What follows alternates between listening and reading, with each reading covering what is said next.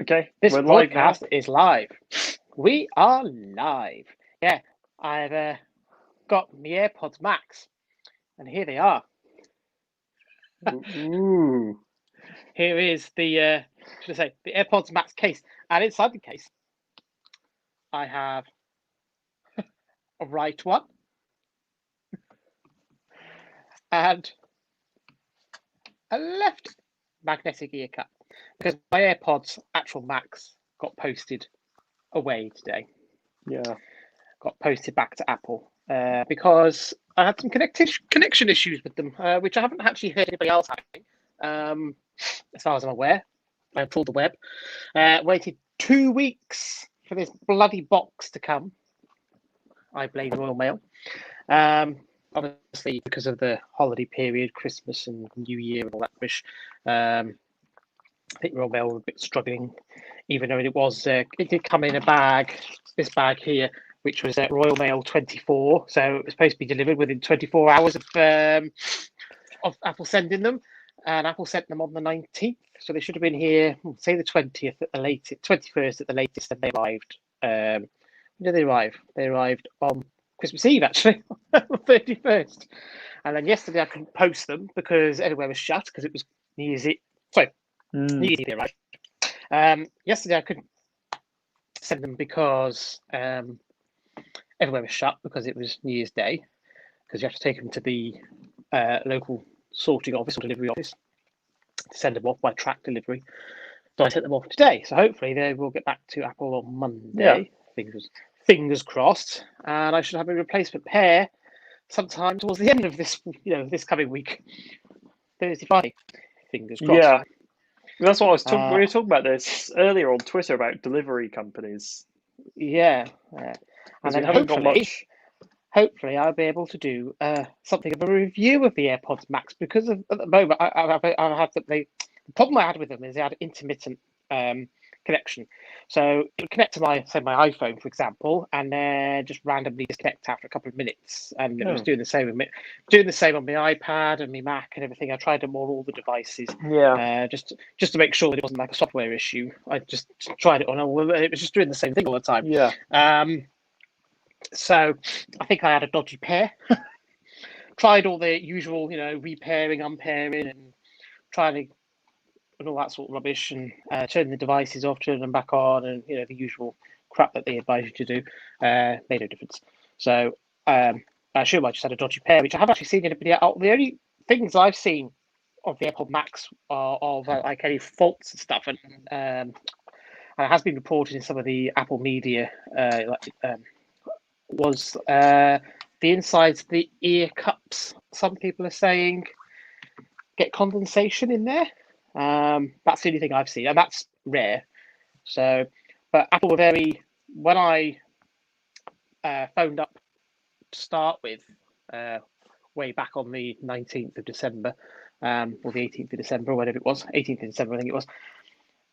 Now, 9 times out of 10, if you phone Apple support, and they go through, even if you're tech savvy and you know exactly what you're doing, and you've done all the steps already, do you know what I mean? They still make you go through all these steps online whilst they're there, while resetting it and blah, blah, blah, blah, blah, and all that sort of stuff. They didn't even bother with that. They just said, oh, right, you better send them back to us, then we'll send you a package out and we'll get a replacement out to you. So that sounds to me like it's something they know about. Yeah. Do you get what I mean? Even though I can't seem to find anything anywhere online of anybody else having the same issue as me, but I don't know. It just seemed really weird. That like for example, my AirPods Pros, my left one, was having all these crackling sounds and stuff. So I had that replaced a few weeks ago. Now, when I rang up about that to get that replaced, they maybe go through, they maybe reset them, they maybe they had to read off, the firmware issue and all that sort of stuff, make sure it was on the latest firmware. They made me reset them as a new pair of AirPods, just disconnect them from my iPhone and then put them back on the iPhone and all that sort of rubbish. Pressing the button at the back, so that, they maybe do all that before they would say, yeah, you've got a dodgy left one, like we'll get it replaced. Luckily, I could do that. The Apple Store quite easily. But like the AirPod Max, they were just pretty much like, I explained the issue, they asked for the serial number, and it was like, yeah, right, we'll get them replaced. Right, we'll send a replacement box out to you to ship them back, because we can't service those ones in store right now, which they can't. Well, definitely can't now, because pretty much all the stores are shut again, which we can move on to the topic of conversation afterwards. But staying on subject of deliveries, you were going to say something? Yes, I was. We were talking about, you posted a little diagram the other day about your deliveries and the speeds and consistencies at which they arrive. And I commented about my experience, and I just was going to say I was very lucky because I was about to send a parcel with Royal Mail Track 24 instead of my UPS delivery. I was going to use them, and I told my mum to not use that and use UPS instead. But consider it. But I've been sending off various eBay things over the month of December, and what I noticed was that Tract 48 appears to have turned into about Tract 360. What a year? No, 360 hours. Oh, wait, about 360 days. I was like, that's basically a year, minus 5 days. Yeah. 15 days.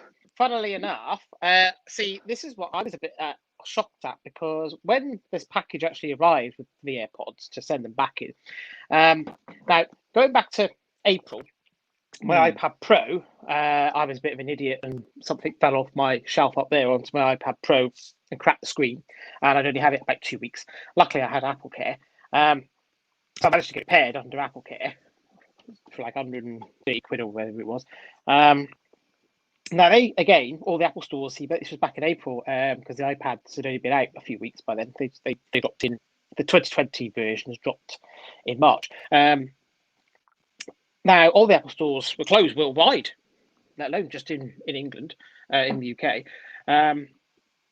So there was no other option but to have him, it couldn't ship a box, you ship it back, and then they send a replacement now to repair it and send it back. As it turned out, they sent a replacement.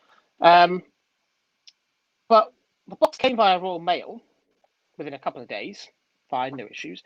But it went back via UPS. So it came back with because obviously it's high value stuff, you send it comes with an empty box. Yeah. If that goes missing, it's not really a major issue, but you send an iPad back, which is worth hundreds of pounds. So it went back by UPS. So I had to, obviously came with all the packaging and tracking sticker and everything. You package up the iPad and stuck the sticker on. But I had to go online, and I could either pick up, go online, put the tracking information in, and I could either pick a pickup appointment where the UPS van and driver would come and pick it up from my address on a set day, or there's drop-off locations, and there was about 3 or 4 dotted around my local area. So I just dropped it off at a drop-off location. They scan it, and off it goes. And I had an email straight away from Apple saying, "Oh, you dropped your parcel off. It's on its way to us." Now, the AirPods, I was expecting the same sort of thing. So it arrives. Packaging, as expected. I think I put a picture on Twitter, actually, how smart the packaging was to send them back. But they get sent back via Royal Mail Track Delivery 24, which I thought was rather strange. I mean, obviously, Royal Mail Track Delivery 24, it is all got insurance and all that sort of stuff if it goes missing. And obviously, Apple have got the because it was their stickers and stuff, because it's free of charge. They've got all tracking information for the return. So if it does go missing, it doesn't turn up at some point, and they can find out where it's gone, or try to, and claim money back off Royal Mail if they lose it or what have you. But I just thought it was a bit strange that it went back via Royal Mail. I thought it would be via courier, because I can guarantee you that the replacement ones will come via UPS. The same as your iPhone and all that sort of stuff. Like my iPhone come via UPS. Yeah, that's true. So I thought it was quite strange. Yeah. What is interesting is about Royal Mail Track 24 is when you get Track 24, at least the signed for variant, you get £100 of insurance with Royal Mail free of charge. Hmm. When you send something with UPS, they don't give you any insurance free of charge, which I thought was quite odd. That they obviously have less confidence in their own Yeah. drivers. But I was also looking into this thing. So there's a company I was found out about called SecureSUS, and for a fairly small, I don't know how to say it, I think that's how you say it, for a smallish amount of money, about €5 or so, they insure the delivery from start to finish, and they give you all these things. You have to follow these guidelines on how to post it off. But one of the guidelines that they specifically mention is that you don't drop it at a drop-off location. Because it must be like a thing that these drop-off like newsagents are stealing the parcels or something. Seemed rather Well, odd to me, anyway.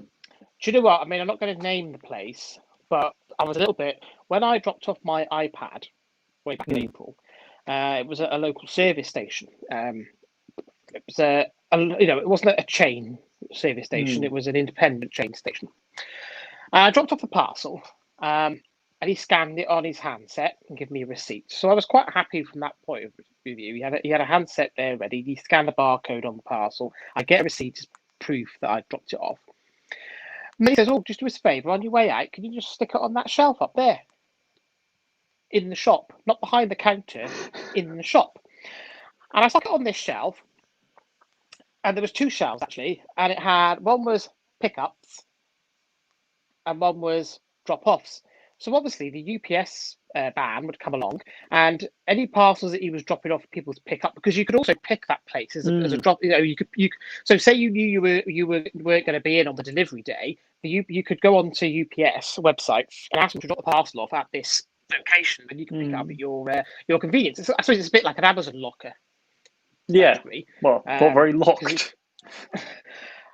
And I was just like, so obviously he puts the parcels on the shelf and then takes the ones that have been signed in and drives off with them. But I was thinking, which I haven't got a problem with if it was behind the counter. Yeah. The fact that it was just like in the shop where customers are walking past all day, I was a little bit. I think I know this service station. I feel like I've been there before. But you may well have, because you do know Shrewsbury relatively well. Yeah. I was just like, But I mean, I was quite happy because of the fact that I had a receipt as proof that I had dropped it off. So if it did go missing and never got to Apple for the repair to happen, I had proof that it wasn't still with me, and I wasn't. Do you know what I mean? I wasn't trying to fiddle them out of, trying to get a free iPad out of them. Do you know what I mean? Which obviously there's probably people that have tried. Yeah. But then again, they don't know what they don't know what you dropped off, do they? They don't know what was in that box. Well, yeah, that's the other technicality. It could have been an empty box with their sticker on it. I suppose that's the other issue. Yeah. However, I am quite sort of anal in the fact that with the AirPods Max and the iPad, I did take a picture on my phone just before I sealed the box with the. I do that too. Now again, that doesn't prove anything because no, it doesn't. The box. But it is. It is a bit more evidence if something does. Do you get what I mean? For eBay, if you ever do eBay, what I do with that is I actually film myself sealing the box. Oh yeah. Like an uncut film of you showing the item works. If you're selling it, showing that it works. Yeah. That's what I did with my MacBook. Is I shut it over, put it in the box, showed myself sealing up the box and putting the sticker on it. But again, that doesn't really show much more proof because it was unsealed. Because you took it out, resealed it, and sent it and posted it empty. Yeah. Well, there's always. I mean, obviously, I would much rather have preferred to do this at the Apple Store, but with the situation being as it is now, and I suppose that's a topic we could move on to with coronavirus. It's very grave situation over here in the UK, well, and around the world, to be honest. It's not just unique to us in the UK at the moment right now. Winter for the West is pretty bad in terms of COVID. So yeah, nearly 60,000 cases. Nearly 60,000 new cases today, over 400 deaths. It was nearly 1,000 deaths the other day. But we can't. Just to put a quick clarification out, we cannot extrapolate very much from those figures because Scotland, Northern Ireland, and Wales aren't fully reporting yet. Well, they are, but they tend to be delayed, don't they? They're not reporting their figures nationally or publicly, at least until January 5th, I don't believe, at least in Scotland. But yeah, it is very worrying. So there is no Apple Store in the UK right now that is open for people to go into, so to speak. So there are around, I think it's 18 or is it 19 stores are now fully closed. The rest are operating click and collect and storefront support only via appointment. So, for example, my store, Birmingham, you can order for click and collect. You can't go in the store. You turn up outside. You show your order confirmation. A few details are checked, and they bring your items out to you. In terms of Genius support, it is literally drop off and pick up from the door only via appointment. So they can still do repairing iPhone screens or whatever it is that you need doing for support. But you can't. They won't do anything whilst you wait. So you have to book it in, and then you'll get given a time slot to pick up. So yeah, and if you're down London in the southeast, they're closed completely. So your only option down there is to go via the online route. The closest store to London that's open is in Cambridge, I believe. I'm pretty sure that's closed. Is it? I'm pretty sure. I'm pretty sure it's open, at least for click and collect. I could be wrong. I think it was open for click and collect because I was looking to see where on the motorway I could go and collect a MacBook Air, and that was one of the places. When did you look? It may have closed since, but I looked not that long ago. Grand Arcade, Cambridge. We're temporarily closed. Yeah, I thought it was. Oh. Yeah. Oh, well. We're temporarily closed. Shop online for free contactless delivery and visit Apple support for help with products and services. We look forward to welcoming you back as soon as possible. So, yeah. I think pretty much all stores in Tier 4 areas, with the exception of Birmingham and a couple of others, have closed completely now. Weirdly, Liverpool, Meadowhall and Leeds, they're all actually still in Tier 3. And in Tier 3, retail can carry on operating. I wouldn't say as normal. I won't say as normal, but shops are allowed to open as long as they have COVID secure processes in place. Tier 4, you can't open at all. You can offer click and collect, but Tier 3, you can open. You can invite customers into your stores as long as you've got COVID secure measures in place. What is a COVID secure measure? Well, it depends on each store. It depends on the store, doesn't it? Because my analysis of it is basically nothing at all, pretty much. When you walk around, when it was Tier 2 back in September sort of time, I didn't really notice the difference between COVID secure and pre-COVID in terms of non-essential retail, aside from the fact you had to wear a mask. I was struggling to find COVID secure. So the rules are pretty much as a retailer, you must do everything practically possible. And this is where the ambiguity comes around. Practically possible for you to reduce the risk of transmission of COVID. Yeah. So you will see things such as in supermarkets, screens at tills. You will see they should be limiting the number of people that they have in stores at any one time. And that will depend on the capacity of the store. You'll see, lots of little local shops and independents with a little sign on the window saying 4 people only or something like that. Yeah. They should be encouraging wearing face masks because that is mandatory. However, they can't force you to. It is not the retailer's job.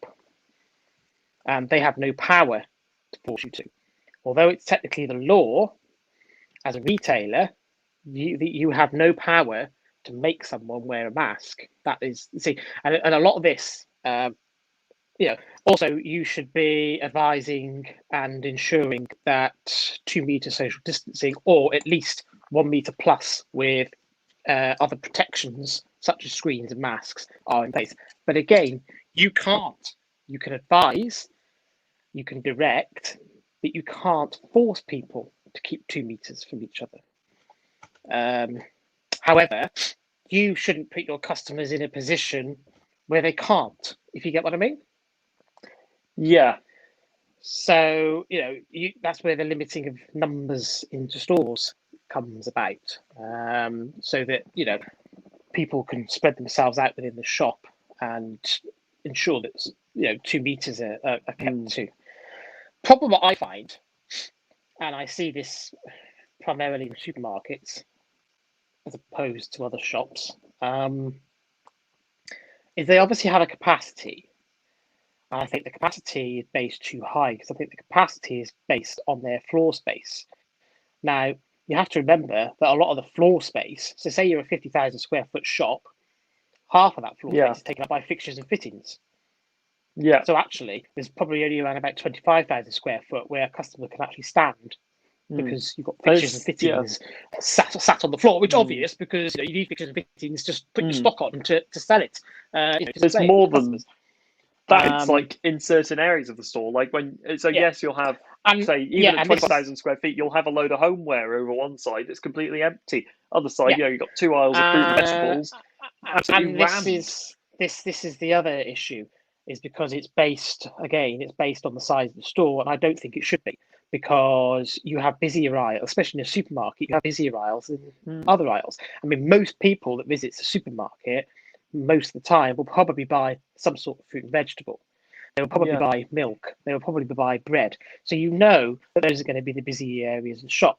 Now, the shop can turn around and say, well, we've got capacity for 300 people in this shop, and everybody space themselves out equally. They could all keep 2 meters apart from everybody else. Yeah, but how does that work practically? It doesn't, because people don't space that equally, and it's very difficult. Depends how they manage the shop, John. So you see, I've got a reasonably possible way of doing it. So you make every single person, as they walk into the store, you can only move when the person in front of you moves, and you have to go around every single aisle, passing all the products. Simple. Again, Snake. Josh, yes, but again, Josh, how do you police that?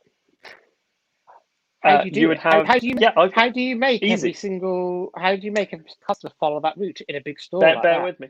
I haven't quite finished the suggestion. So you'd install a large travelator the whole way round. Oh yeah, pushing people on with perspex screens, front and back. Yeah. Let's go back to the real world.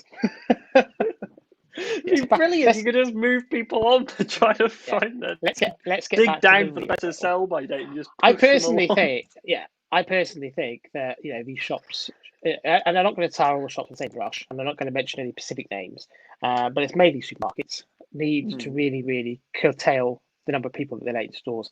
Yeah. There's hardly any queuing outside. I mean, there was in the run up to Christmas. But I noticed when I went down, a couple of supermarkets around Shrewsbury, that's all gone. I was at Tesco's. I was at a local, very large Tesco's, and they have a new system installed outside their shop. So when someone, traffic lights when you walk in. Yeah, and Aldi the first install them. That's pretty cool. The other thing I also sort of observed is when you've got loads of people wearing masks, they seem to think they're like some kind of shield that protects from any risk of coronavirus. So they just go around in masks and walk right up to people. And then my personal favourite is when you come across someone not wearing a mask, then the same people are very, very wary about going anywhere near them.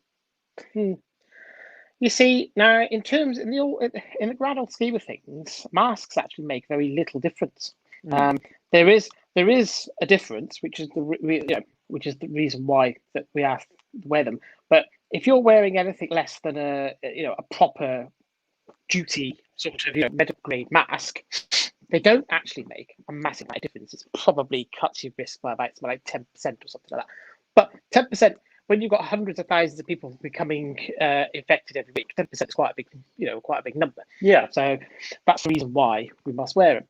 But actually, social distancing and washing of your hands are the two biggest factors. Yeah. And I just don't see people doing it. Nowhere do people do it, and it really frustrates me. It really does kind of frustrate me now, and it's almost like people have just gone back to. Do you get what I mean? I mean, way back when we first had the lockdown, way back in March last year, end of March last year, you saw people literally crossing the road. You can have a wide footpath, and you could probably just about pass each other at 2 meters if you. Do you know what I mean? And to be honest, passing each other just like that, even even brushing past each other, the risk is minimal. Anyway, just brushing past someone, but people would literally cross the road to the other side to avoid getting anywhere near anybody else walking the opposite direction, and it's just. They just don't bother now. No. I mean, I went into a supermarket locally in the run up to Christmas, and it was packed, obviously, because it was running up to Christmas. Everyone was doing their shopping, and still the people just stood around in groups, which annoys me anyway. It really pisses me off when people just stand around in groups in supermarkets having a chin wag and a catch up, because even in the best of times, you can do shopping and get out. Get your food. Get what you need and get out. It's not social. There's a coffee shop over there for social things. Okay, it's closed at the moment, but still. Do you know what I mean? Congregating and it just really annoys me. It's not an Apple store. You're not here to do some Today Apple thing. Just get your shopping and get out. And I was just thinking, why are these people just clogging up the aisles, standing in people's way, and people trying to do their shopping and stuff right now at the busiest time of the year when we've got a pandemic going out. And actually, to me, what they were doing was illegal, because you're not supposed to be mixing with people. Do you get what I mean? Inside, yeah. Inside, that's true. And that is technically, if you stop and speak to someone that you do not live with in any setting inside. Technically, you're breaking the rules. You see, this is where I have a slight thing as well. I had a slightly amusing idea. Obviously, another one of my won't work in the real world ones, but it is quite funny. If you sent out an army of policemen, you would easily cover both their cost and the cost of most of the furlough scheme if you imposed those £10,000 fines upon every single person breaking the rules. You would have so much money on your hands. Right, you could go to a trade, go around the shop, send some busybodies out. I mean, you probably even have people volunteering to do it. I was going to say, I bet you'd be in front of the queue volunteering if they were paying. You get to keep 10% of the fines. Exactly. You see, you would have so much. You'd have so much money. It would be incredible. Problem is getting people to pay those fines. How many of these fines are people actually paying? Income levy. There's not many. Income levy. Not many. Well, yeah, but I bet you there's not extra many. Income tax until they pay it. It's mandatory. Well, to be fair, if they're one of the people that have been furloughed, I mean, just cut it out of their furlough money. The government could do that quite easily. Or if they're on benefits, cut it out of their benefits. Or just change their tax code. Just change the tax code, and so it comes out after 3 years or something. You've paid off. Not quite sure how easy. Yeah, but then the problem is with that, Josh, is that isn't saying such a punishment, does it? Because I'll not be funny.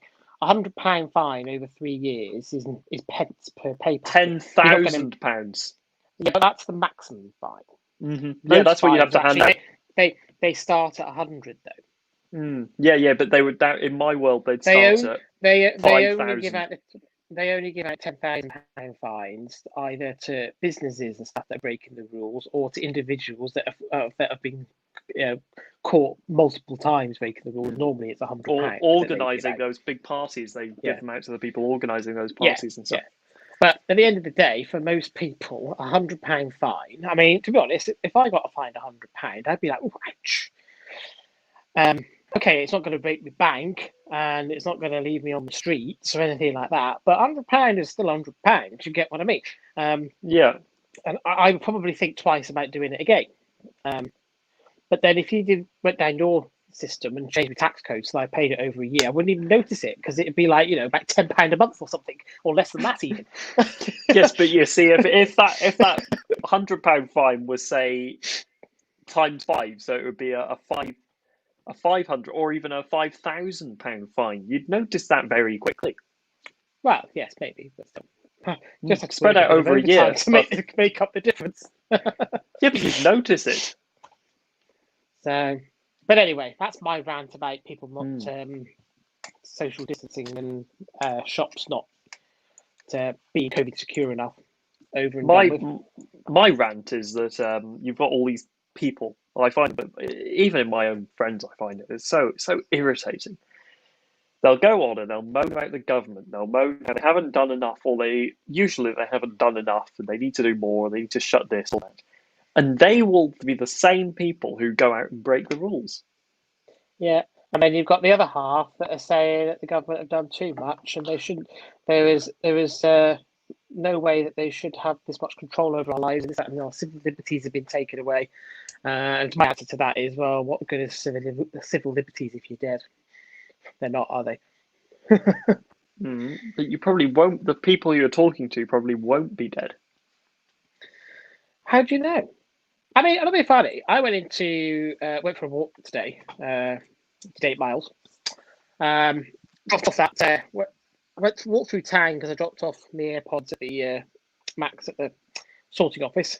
And in the square in Shrewsbury, there was a protest going on. Probably about 50 people there. I did post the picture on on Twitter. Yeah, I saw you sent it. One person was holding up a banner saying vaccine poison or worse that effect or something like that. And then there was this bloke with the megaphone shouting out, or microphone or whatever it was, shouting out about civil liberties and it's a disgrace that the government has taken over power, and people are dying and committing suicide because all this sort of stuff, because of like the NHS is on its knees and this, that, and other, and because it's dealing with COVID and that. And I just kind of like thought to myself, you are the problem. People like you are the problem, and it's not just here. You see it in the States, you see it in other countries, in Europe as well. You are the problem. You are the reason we are where we are. Because it's like COVID deniers, vaccine deniers. You're the idiots that are causing the issue. Now, I'm quite a pragmatist when it comes to COVID, and to me, I don't think it is the be all and end all. And yes, it is killing thousands of lives, and this, that, and the other. But actually, the vast majority of us will get it. It'll be a relatively mild illness. You'll be in bed for 4 or 5 days, and then you'll be fine. And many of us won't even know we've got it. The asymptomatic bunch. Me, as far as I know, I've not had it yet, but I may well have. I don't know. Do you got what I mean?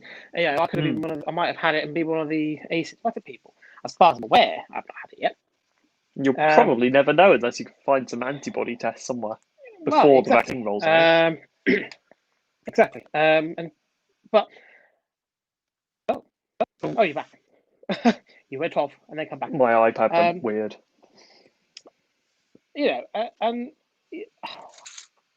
But the way I see it is, the way I see it all along, all the restrictions that we've been put in place, and it's the same in many other countries, isn't really to limit the spread of coronavirus per se. It is to relieve or to try and keep on top of the pressure on our respective health services so that they can function. That's basically it, isn't it? Because we haven't gone down, for example, like New Zealand have, down the process of elimination. Because if we were going down the process of elimination way back last year, we would have been in a much tougher lockdown than anybody And could right ever now, imagine. we would be out having a party on the streets at New Year's Eve instead of stuck in Yeah. our homes, thinking about a third lockdown now, a third lockdown. So, all we've basically been trying to do is to stop the NHS becoming overwhelmed. And it's the same in Europe with their respective health systems. It's almost like trying to manage the virus through the population at a speed that the health service can manage.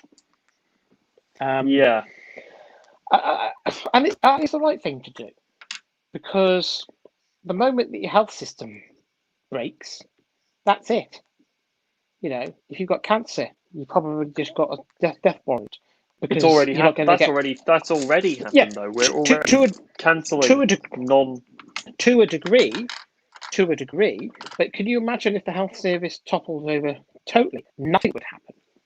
It would become a national COVID service, which it is already. Some people would argue it is already to a degree. Yeah. No, it's not to a degree. It has, because they've announced, at least in NHS London and the South East, they've now stopped any non-essential operations, any scheduled operations, any scheduled cancer scans are cancelled.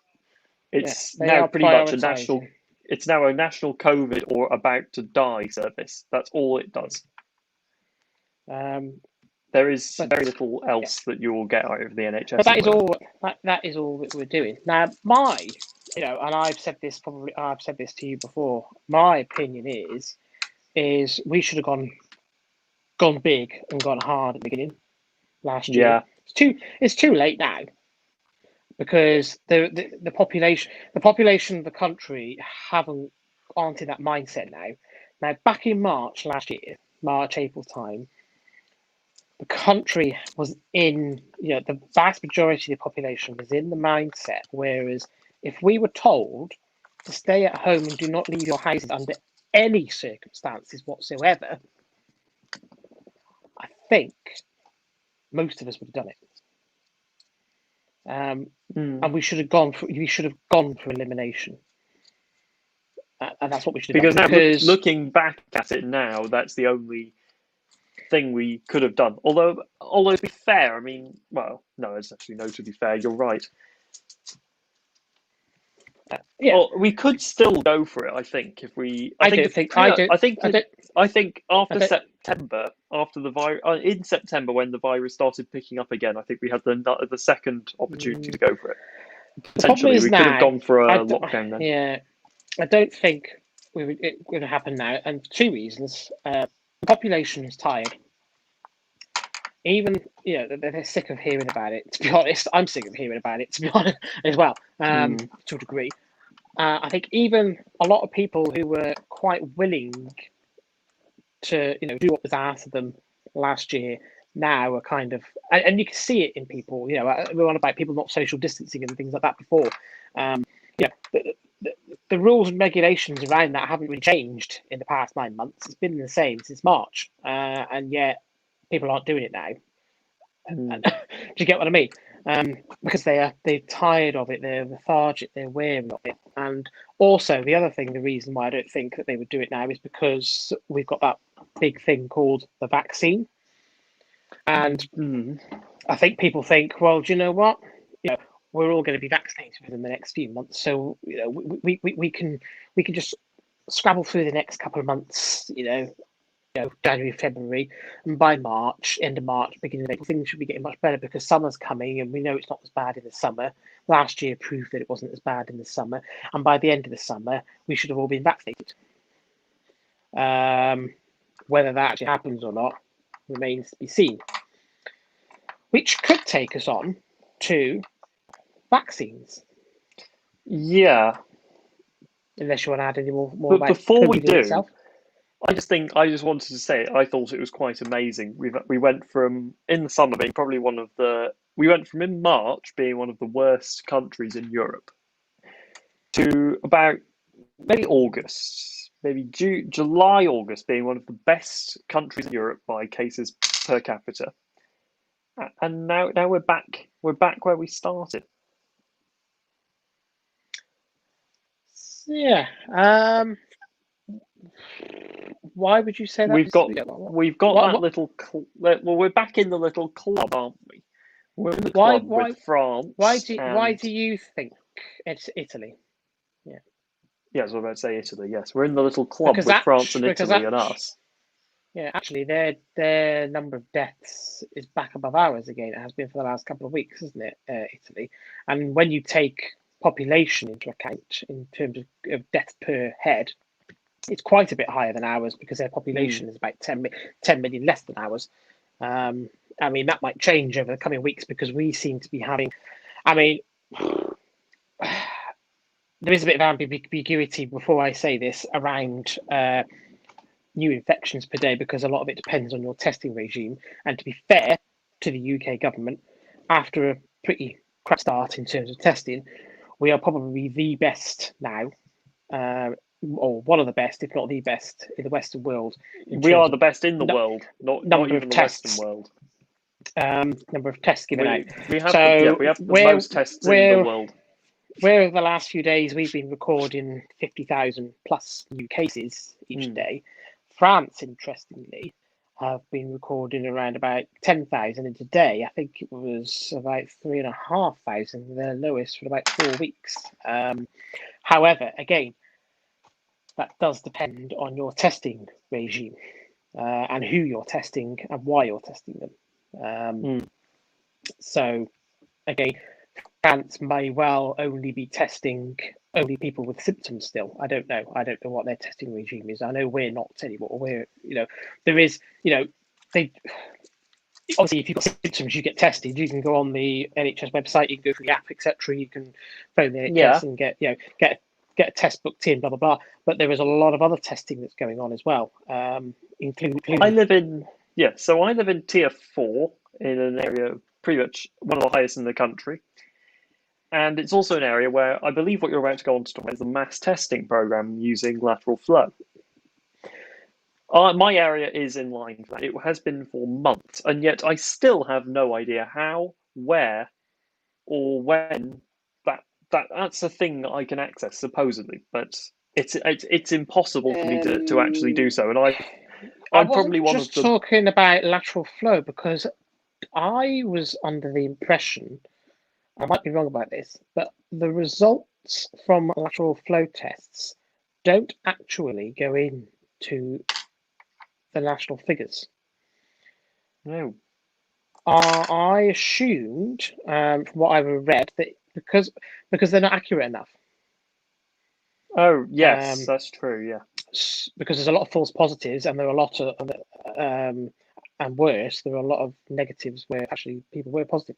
Um, yeah, but what they do with lateral flow tests is they do allow you to pick up a lot of people that are asymptomatic because yeah. they're about, they reckon, I mean, it depends who you speak to. Some people are different to others. What are you doing? Sorry, I was just It depends who you speak to, but a lot of people say now that lateral flow tests are around about 70% ish, yeah. give or take, accurate. Um, but I heard and I've read somewhere that if you test positive under a lateral flow test, you are then advised to go and get a normal test Right. to back that up. Yeah. Obviously, only the normal test would count towards the figures. But they are testing a lot of people normally, aren't they? Now in all sorts of situations, care homes, all Yeah. that sort of stuff. Even some schools now, hospital staff, people in high risk areas. I know that because there's been a particular issue, hasn't there? Not just in this country, but in other countries, for some reason, food processing plants. A lot of cases and a lot of Yeah, it's true. outbreaks in food processing plants. So I know that a lot of food processing plants now test their staff regularly, like once a week or once a fortnight, on not on the lateral flow, but on the bog standard tests. So there's a lot of mass testing out there because our testing capacity on the normal tests now, I think, stands at well over 500,000 a day now, doesn't it? It's nearly 700,000 a day. Yeah, that doesn't And include we're the doing, lateral flow. yes, and we're doing about 550,000 a day. Yeah. PCR. And that doesn't include the lateral flow tests. So they're on top of that. So if you go to lateral flow, that should take it well over 1 million tests a day being performed in some description. Yeah, because there's a lot of argument about lateral flow tests, whether we should be using them or not, because they're not actually that accurate. Yeah. Although they do provide a quick turnaround, which is good for things like schools and things, because they do provide a result within about 15 to 20 minutes. Yeah. So you can literally test somebody, they wait around in, say, an isolation pod or what have you, and then they get the result within, it's almost like a pregnancy test, pretty much. Yeah. Whereas the normal tests, it's, really swab down your throat and up your nose, and it gets sent off to the lab, and it can take, to be fair, they were pretty quick at it now. It's normally around about 24 hours mark, but it can take up to 48 hours to get the result back. So in which time you're kind of sat in limbo. But testing, I don't know. Testing isn't the be all and end all. That's the other issue. Because testing 9 times out of 10 only tells you something you probably already know. Because generally, for most people, unless they have symptoms, they don't get tested. I mean, there would be no reason, for example, for me to go and get a test unless I had symptoms. And if I had all the symptoms, I'd probably, even before I took the test, probably know that I probably have it. This is the thing. I'm not so sure about that. Should be self-isolating. I'm not so sure about that because my dad, when he got COVID, he had pretty much just had a bit of a cough, really, just a sort of dry, persistent cough, and he thought nothing of it. It was only me who turned around and said you should go and get a test, and he was convinced, absolutely convinced, that he didn't have it until obviously the test turned around. To be fair, I mean, the dry, persistent, cough a new dry persistent cough is one of the key symptoms. One of the three key symptoms you should look for. But the thing is, a dry persistent cough in a person who's always had a bit of a cough in the winter is pretty much a symptom of anything. You could But then you've got to take into account that given that we should all be social distancing and washing our hands and taking all the precautions that we normally take. But he works in a school. There should be, and actually has been, this year, a lot less colds and flus and other viruses around that we would normally get in the winter. They're much lower. They're there, obviously. You're never going to get rid of them, but they're at a much lower level because of that. So I would say that if you've got any of them symptoms, even just one at the moment, it is probably more likely than not you've got COVID. This is the other issue, is that he works in a school, in a primary school. People don't seem to quite realise the level of normality that primary schools specifically run under at the moment. So there's no masks, there's no social distancing, there's supposedly meant to run in bubbles, but the bubbles can be up to 90 to 120 children in most schools they are. It's effectively just a normal day. That's how schools are running. For example, I mean, this is in a tier 4 area, but if you go to a primary school, there's no social distancing, no masks, nothing like that. Whereas you can't go and enter Curry's PC World and have a look at a laptop. It doesn't really add up as consistent. It's completely inconsistent. Well, the problem is, it's all about risk, isn't it? And why isn't he wearing a mask in the classroom, for example? Because it might not help a lot. Okay, but I suppose the question you've got to ask is, okay, how do you get 34 or 5 or 6-year-olds to wear a mask for 6 hours constantly every day. You It's could get probably the not going to teacher to wear happen. a mask. You could well, that's actually not Yeah, true probably entirely. not going to happen. So, is there actually a No, I reason for the actually teacher to wear the mask? do have some counter argument to that. My aunt and uncle own a preschool in America, and because it's a private preschool, they have to try and attract the parents every half term with sort of ways of showing how they're superior to other places. And one of their methods they used this last year was to show that their nursery is the most what we would call COVID secure nursery. So they would all wear masks, they would all socially distance, and believe it or not, it actually worked. As far their report back was that the students wore masks just fine, but the trick was to make them take an active role in it. So what they would do is they would make things like they could decorate their own masks, or they would send them home as like a part of their homework with their parents might be to like take you might give them like a blank canvas of a mask and you could like stick some like stickers on it or so I don't know, just some it was along those kind of lines, like iron on stuff, things like that. And that's how they that sort of thing is how they got mask wearing into their preschool, and it's pretty much 100%. And although they live in Vermont, where there are barely any cases, but they haven't had a positive case since September in there. They haven't actually had a positive case since they opened in their preschool. The other trick they use is they've moved even though it's like really cold and stuff there, they move as many of their classes as they can to do outdoor learning. So at least in like September, where it was sort of acceptable both here and there to do a class outside, they would take those lessons and do them outside. No, not in practice. Never happened. They were doing it over here, though, weren't they? No, they obviously weren't. not now. Not now the weather is. Well, no, because I know the schools local to us were. Because back in September, while I was off for a week, I've got 2 secondary schools literally down the road from me, and they were holding. When the weather wasn't too bad in September, they were holding a lot of classes out in the school field, and it wasn't sports. They were sat there with their laptops and books and stuff outside. That's quite impressive. I didn't realise. I mean, obviously, I haven't seen anything like that recently because the weather is, you can't put people. I mean, imagine today when it's snowing and sleeting. Yeah, it is a thing that you can do in the summer, and we do know that the virus spreads a lot less in the outdoors settings than it does in indoor settings, which is why we're all advised, over Christmas to open all our windows and doors.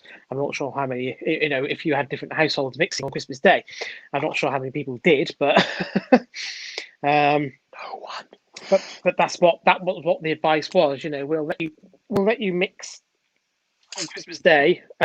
In the end, apart from Tier 4, but then there wasn't as many areas in Tier 4 back on Christmas Day. However, you need to look at these precautions, some of the things that you can do, socially distance between different households within your house, open the windows and doors, let some fresh air in and things like that, blah, blah, blah, blah, blah, the usual stuff. But yeah, I mean, there's a lot of people that will say that a lot of the restrictions are, or what do you say, contradictory. You get a lot of people, you see it on social media saying, "Oh, I can't serve people in a social, I can't open my socially distanced restaurant, which is COVID secure, but we can all pile into Tesco's at the weekend, with 400 other people in a store and buy food." And okay, I might have a sympathy for that. However, buying food and supplies is a necessity. That's how we, we can't live without food. So we have we can't all get it online and delivered to the houses because there isn't the capacity there for everybody to be able to do it on the internet, and not everybody has back. I mean, most people do these days. Somewhere, most people have got smartphones, and you can do it all through smartphones. But the supermarkets haven't got capacity to be able to deliver food to everybody. So most people still go to a shop to do their food shopping.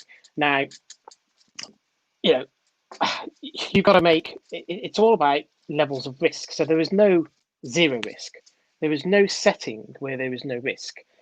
But there are certain things that have to be priority. So the priority has to be people can be able to go and do food shopping to feed themselves and their family. Priority that the government has made is education, and I kind of agree with that. We can't stop education. I mean, it'll be almost a year now if we hadn't reopened schools. And as much as people say, and I see it, because obviously being quite tech enthusiast, my Twitter following, there are a lot of younger sort of high school, college, university age people on my Twitter followings, and a lot of them say, "Oh, well, we should just learn at home," blah blah blah blah blah. But not everybody, not every student is able to do that, has the equipment to do that, and B, a lot of people don't learn very well on their own at home. A lot of people learn better because we're all different, and a lot of students learn better in group. It's been shown there's a reason that schooling over centuries now has been done the way it's done in pretty much every country in the world. I mean, you look at every country in the world, and pretty much every education system does schooling in a school, in a classroom setting. Okay, there are slight differences in formats and this, that, and the other between different countries and cultures and whatnot, but that is primarily how people learn. And there's a reason for that, is because it is the best way to learn. And sending people home and trying to do it remotely, okay, some students thrive on that, do really well on that, but the majority don't, and that's the problem. The government have made the decision to make education a priority, and in fact, there isn't any there isn't in terms of across politics, across the political divide, the Labour Party supports it. Even the SNP in Scotland, who probably, for want of a better word, absolutely hate Tory government in London, even they are following the same process, that education comes above everything else, pretty much. Yeah, but I agree with you on the fact that it's a priority and that people learn better in the classroom. I fully agree with you on that. What I don't agree with you on is that they're taking the best course about it. Why don't they try and make schools the safest places that they possibly can? And some very simple ways of doing that would be two proposals that the government have point blank ruled out since September. One of them would be to use locations such as community halls as instead of classrooms. So to expand upon school floor space and help social distancing, you would use like say if you've got a local village hall that's been shut because of COVID restrictions, you could use that as the classroom. Put tables and chairs and such inside it, and use that as like an extension and a temporary annex to the school because its normal services haven't been able to open. And the second one is fairly simple, at least in a secondary school and especially in a college, is simply wear masks at all times. Neither of those things have been endorsed by the government, and both of them have been suggested time and time again by education unions, teachers, and so on. And because of that, because of those sort of neglects for standard safety procedures that were taken in pretty much every other sector, you've got this letter going around from the National Education Union talking about teachers sending in their health and safety regulations not turning up to work on Monday. So we may actually have a different discussion on the 4th. Schools shut because of lack of staff, which are not turning up because they feel they're violating the health and safety regulations. Yeah, well, I mean, okay, I can kind of maybe take your point in terms of masks because only the government can mandate that. But as far as I'm aware, there was nothing stopping schools taking it upon themselves to try and, expand their floor space in some way or the other. If that is taking over local halls or sports halls, I mean, a lot of them already have, haven't they? A lot of them have turned their sports halls and assembly halls into classrooms. So where they're not holding, obviously, because they can't gather in big groups anyway. So they're trying to thin out their classes a little bit by doing that. The other problem with that is you've got to have the available teaching staff to do it because, okay,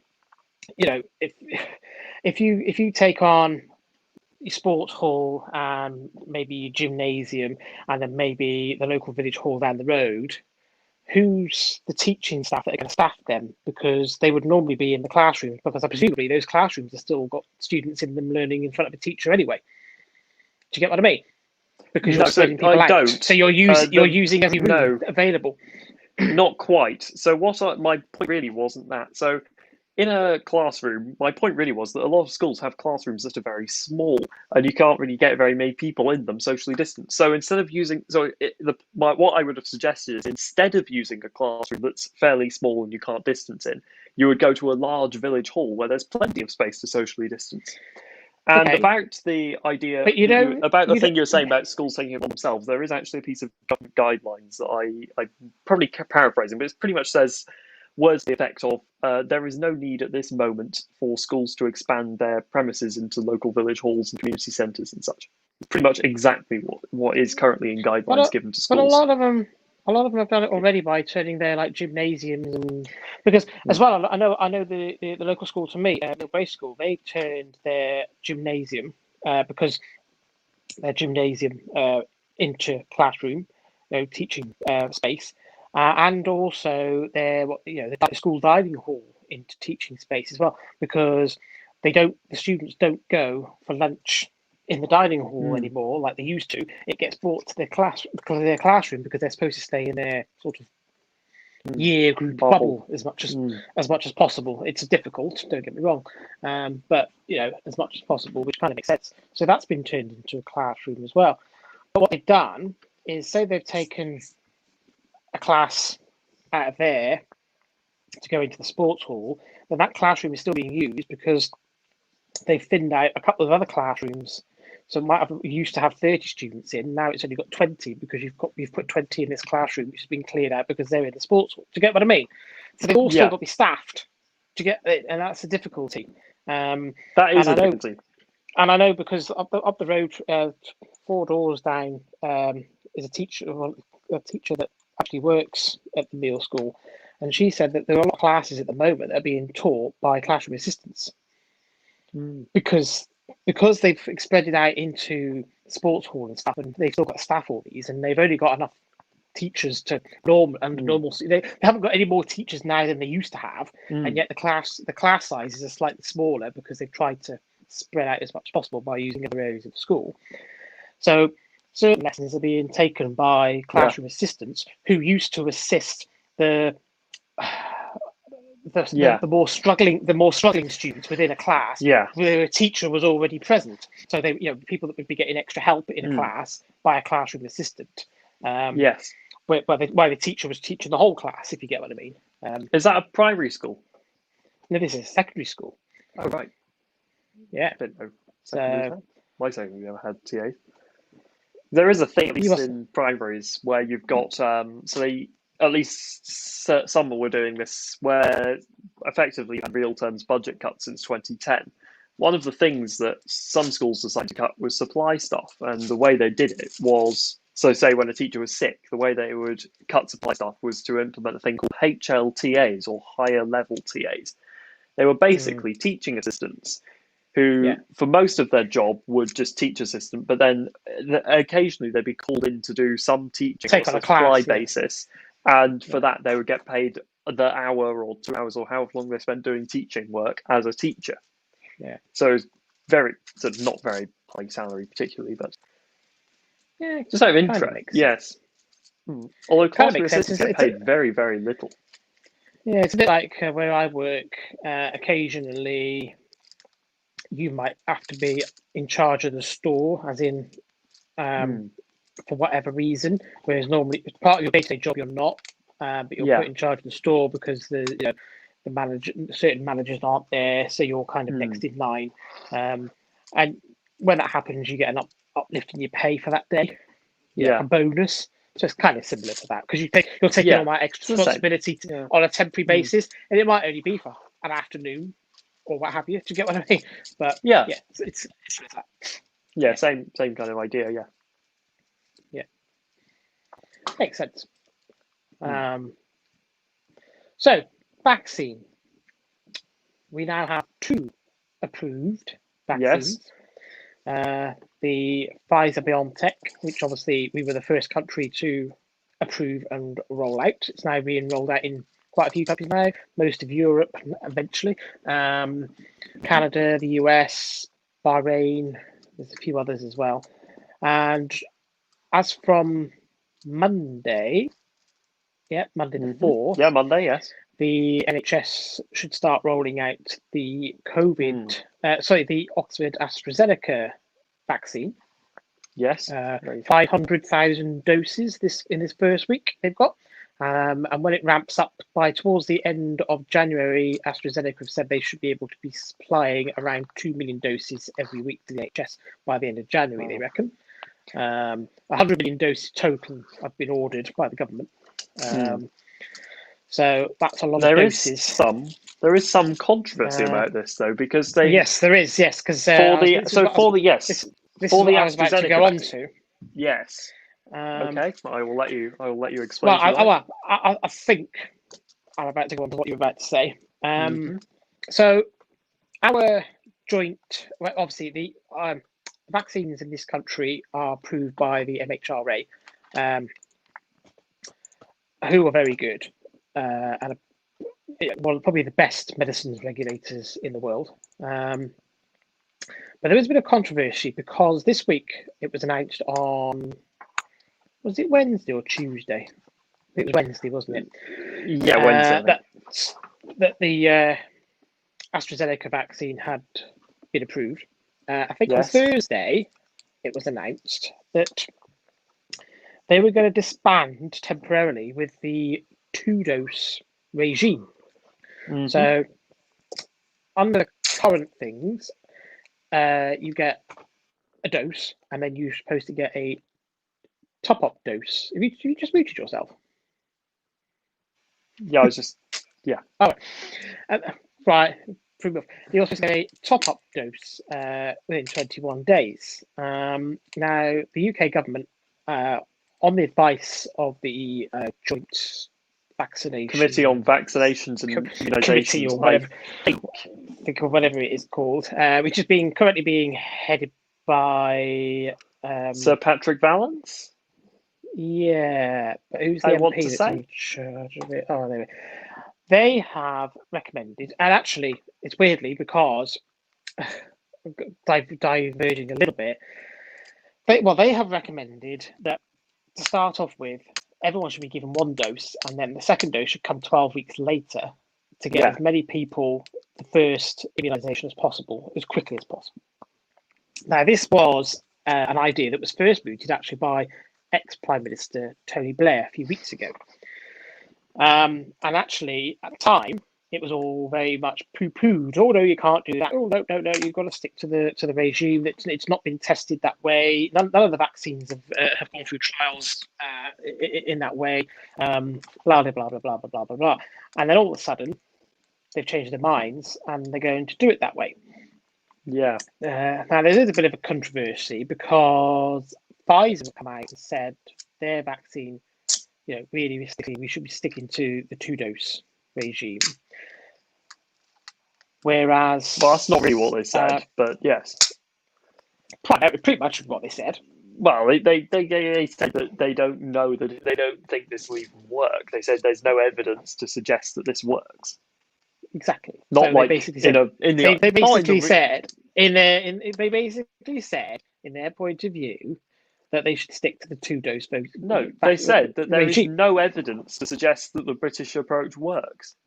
Yeah. So basically, that's what they're saying. We should stick to the 2-dose regime. 1 dose and then 21 days a second dose. It's not like, in my opinion, there isn't any evidence to say that this works. Whereas AstraZeneca have come out and they kind of, in a roundabout way, supported it. Well, to be fair, there is actually experimental data from AstraZeneca where they did roll out their vaccine with a 12-week interval. The other thing is that was only done by mistake. Guidelines. Not that one wasn't. The half-dose thing was, but the 12-week thing wasn't. But the other thing with the AstraZeneca vaccine is in their actual timing guidelines, they state that the doses should be given between 4 and 12 weeks apart. So in their own guidelines, the AstraZeneca vaccine actually mention that 12 weeks is a dosing guideline, is part of their manufacturer recommendations. Pfizer have no evidence to state. So but it's a little bit odd because the way I kind of read it, is that this is going to happen with all vaccines, no matter which one you have. Now, somebody else has said this evening, I can't remember who it was, but it was a senior politician, and said that this 12 thing would only happen with the AstraZeneca vaccine. And the people that have had the Pfizer shot will continue to have their second shots within 21 days. Now, that kind of would make sense to me. Yeah. And also the reason being is a lot of these people that had shots early on, which would have had them 3 weeks ago, would now be coming up for their appointments to have their second shot. And in fact, Margaret Keenan, who was the first woman to be vaccinated in the world, she had her second shot last week. Because my grandparents are up for their second shot on the 13th, I believe. Yeah, probably makes sense. So makes sense. They will get. Where did they get theirs done? They got theirs done at. They went to Shrewsbury Hospital and they got done. Yeah, thought it. Yeah, they went to the hospital. They actually did quite interesting. I think I should publicise this because it's quite interesting. They phoned up their GP and they just said, "What's going on with the vaccine? When are we going to get it?" And they said, "Do you want an appointment today?" Well, if you phone up your GP and you're in the group, if you're over 80 or you know someone who's over 80, get them to phone up their GP and ask for it because there are slots available. Josh, I don't think it works quite like that now. That's exactly. Yes, but when did they do that? It was just before Christmas, days before. Because that bloke didn't he? It was on, I think, was it CNN or something like that? Yeah. He come out of the hospital and the reporter randomly went up to him and asked, "Oh, have you just had the vaccine, sir?" And he was, "Oh, yes, blah, blah, blah." "Oh, how did that come about? Did you get an appointment?" And this was on the first day the vaccines were rolling out, way back in the middle of December. And he was like, "Oh, no, I just rang up the hospital this morning and asked them if they were doing vaccines. And they asked me a few questions about how old I was and blah, blah, blah, blah, blah. And they said, you'll come at 12 o'clock and have yours done." And I think a lot of that was happening to start with because it was rolled out so quickly. They hadn't had time to arrange any appointments with anybody. And a lot of the people that were being vaccinated were people that were already in hospital for what have you. Like Margaret Keenan, for example, she was already a patient in that hospital in Coventry. She was already there in outpatient. She had an outpatient appointment and she met the criteria. So they, when she came in for her outpatient appointment that morning, "Do you want the vaccine today? You meet the criteria, you're on the top priority list." And that's how they did it. Whereas now, I think they're going back, they're starting to get into now, right, we're getting appointments now, where, they're going through GP records and stuff like that. And they're going through a lot more. So I wouldn't advise people just to go and ring up their GP. No, I would. I would, because it does work. It works. Wow. If you want to, what's the worst that can happen? Well, what's the worst that can happen is you have thousands of people ringing up their GPs, and the people that actually need to get hold of their GP for something else quite serious can't get hold of their GP because everyone's blocking the phone lines. trying to get a vaccine that they're going to get a letter for, and probably in a few weeks anyway. Well, all I'll say is my nan and granddad had it. Yeah. All I'll say is that my nan and granddad had it, and after ringing up and their friend, who is also in the vulnerable category and actually more vulnerable than them, who didn't ring up, hasn't got it yet. But they will probably get a letter within the next few weeks, I should imagine, inviting them in. Especially now the AstraZeneca vaccine is out because GPs can now do that. Because obviously it doesn't have to be stored anywhere. The problem with the Pfizer vaccine is it has to be stored at minus 70 degrees C. So only major hospitals and certain other settings actually have the facilities. Hence the reason why they couldn't be rolled out to nursing homes and stuff. But the AstraZeneca vaccine can be stored at normal fridge temperature, so that does mean nursing homes, GP surgeries, and all that sort of stuff can now begin rolling out that particular vaccine. So we should see it really, really ramping up really quickly over the course of January. I mean, I would say by the end of January, we should probably have a good 6-7 million people immunised, I reckon. There's 1 million people, it was out today, wasn't it? 1 million people have already had their first dose of the Pfizer vaccine. Yes. I think throughout the course of January, February, that'll ramp up really quickly. I think they're aiming to get it, their aim is to get it at its peak of a program where 2 million people a week are being immunised, which would easily by August, September time mean that the vast majority of the UK population are immunised by then. Why couldn't we go more than 2 million a week? I mean, this is my question. Why do we set? Well, I think there is a couple of reasons there. I think capacity within the you've got to have people. Don't forget, as well as delivering these vaccines, the health professionals have also got to do all the other stuff that they would normally be dealing with. Get heroin addicts to do it. They've got plenty of experience with needles. Okay, Josh. Yeah, and also I think it's the speed at which the vaccines can be produced and shipped. Because I think if Pfizer had been able to get even more vaccine into the UK quicker, I think we would have had probably 2 million people immunised by now. But they can't get. The good thing about the AstraZeneca vaccine, and they've already said they should be able to deliver by mid towards the end of January. AstraZeneca are quite confident that they'll be able to be delivering 2 million vaccinations a week into the UK. And remember, that's just AstraZeneca. We still have Pfizer orders to have. Yeah, but don't forget we've only ordered 40 million doses of Pfizer over the next 12 months. So they're not going to be delivering. They're probably only going to be delivering around about 100 to 200,000 doses a week of that particular. Still, 100 to 200,000 more people. Yeah, the vast majority. 2.1, 2.2 million potentially. But the vast majority of us are probably going to get the AstraZeneca vaccine. Now, obviously, we have ordered as well the Moderna one, which is the other one. Which is the other one that has been authorised and has started immunisations in the States. They haven't quite got the authorisation in the UK yet. However, it's being worked on, so it should come within the next few weeks. Now, the problem with the Moderna one is the UK government didn't order any from Moderna. It wasn't one of the... they had to choose at the time which vaccines they were going to go with. Every country's done the same thing.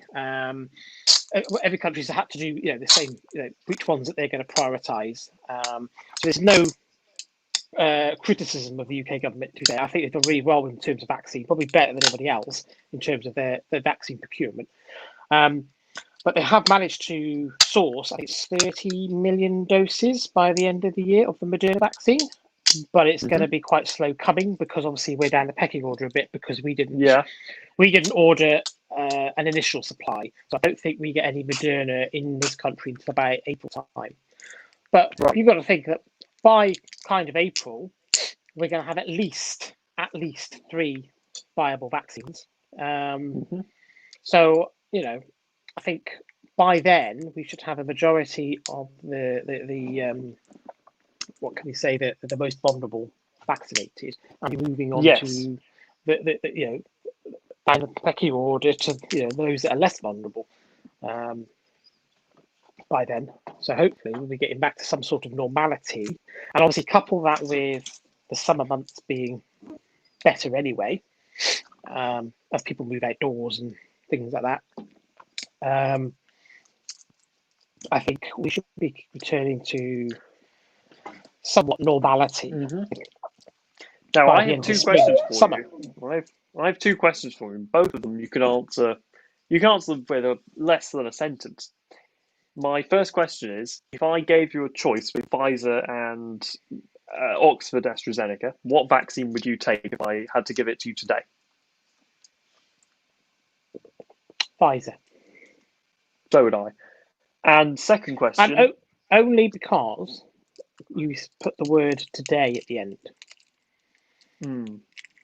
Now, ask me the same question in a month's time. I don't think I'd be bothered which one I had. Even though Pfizer is more effective, probably, we think. We think.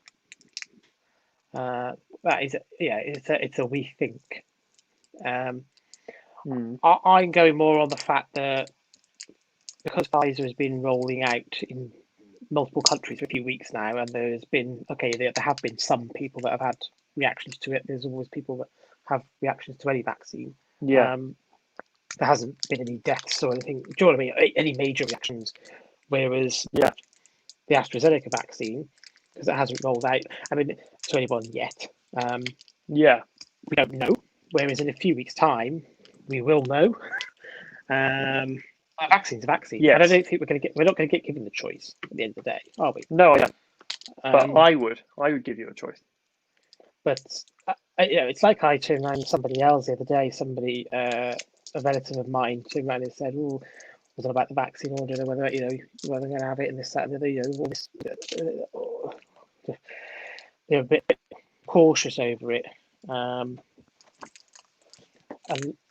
the dogs here now. They make maze. And this might come across quite harsh. But I turned around and I said, well, by the time we have it, I said, millions of other people would have already had it. I said, because we're way down the list. I said, so if anyone's going to die, it's going to be all the old cronies that are Yeah. Sounds quite harsh, but true. Mm. So, by the time we get it, Yeah. if there's any problems with the vaccine, then would have been well known and well publicized by that point. The second question I have for you, and this is just a yes or a no. You can elaborate, but just a yes and a no. Do you agree with the UK government extending the time between doses from 4 to 12 weeks?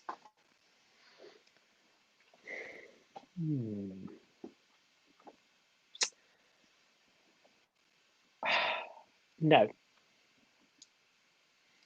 I do. I will elaborate a little bit. I can see why wanting to do it, and it makes total and utter sense to me why they want to do it.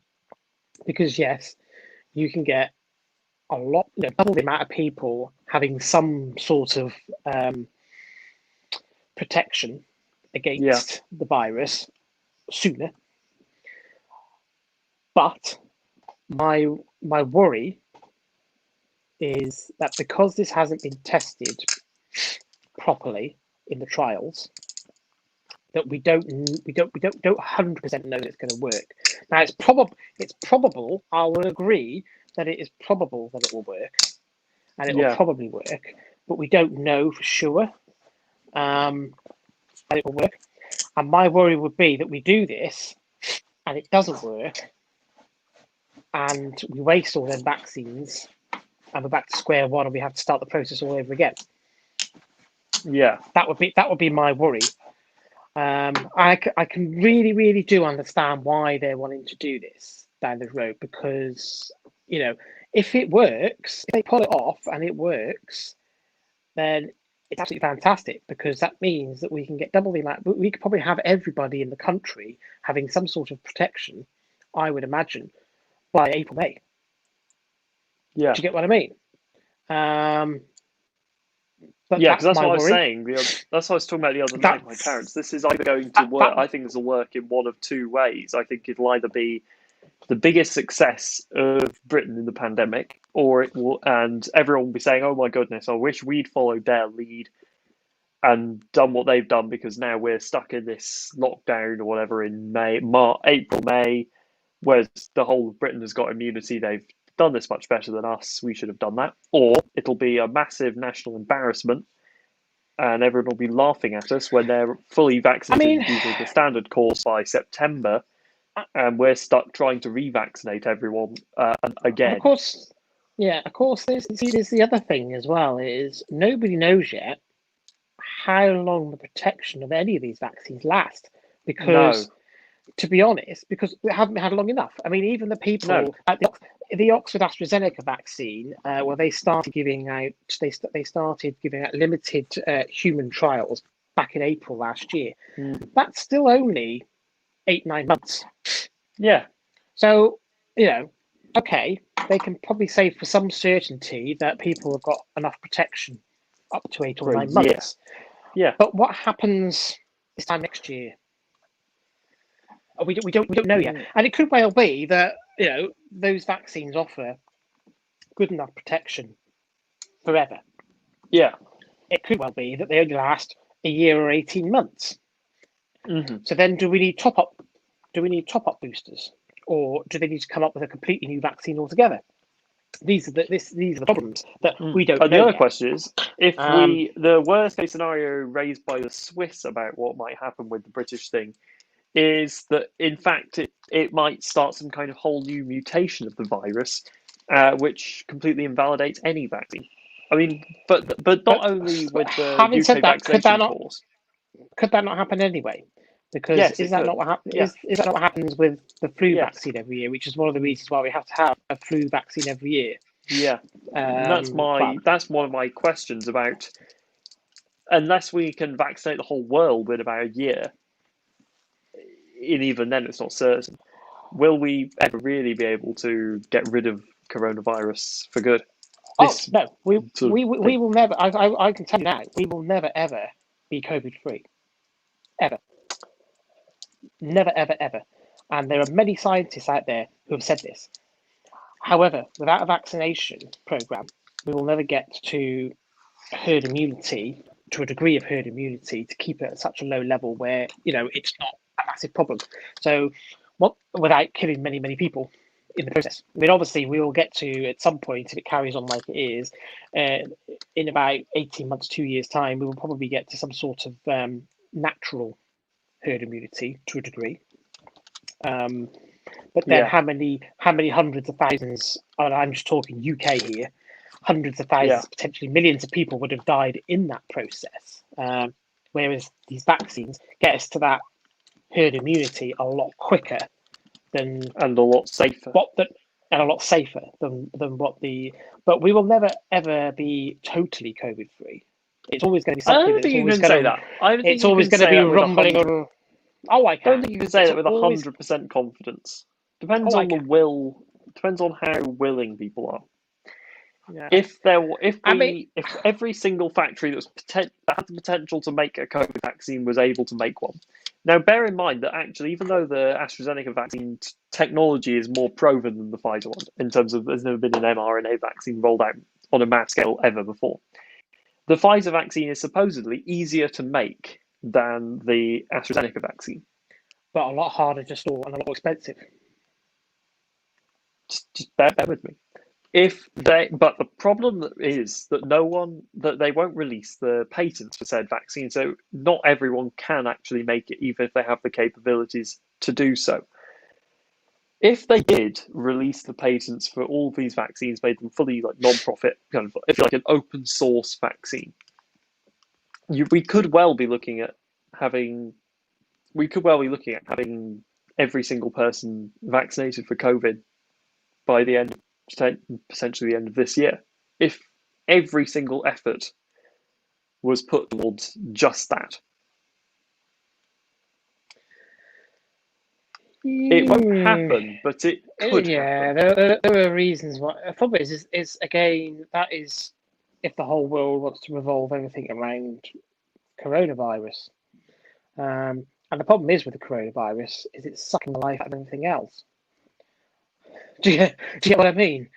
Pretty much all other research into other diseases has pretty much stopped over the last 12 months.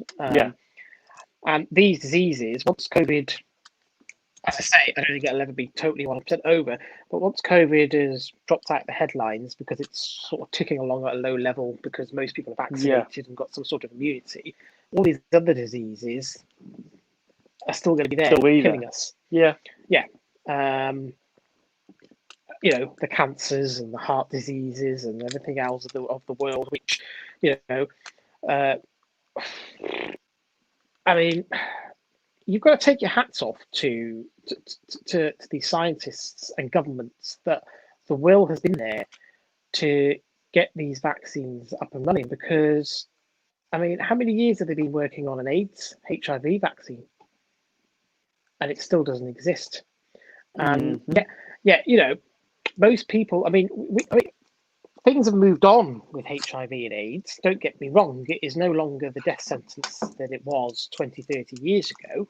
And most people now, if it is caught, if you get diagnosed early, you can be prescribed antiretrovirals and etc., and you can live a Yeah, pretty much normal life, a long and normal life.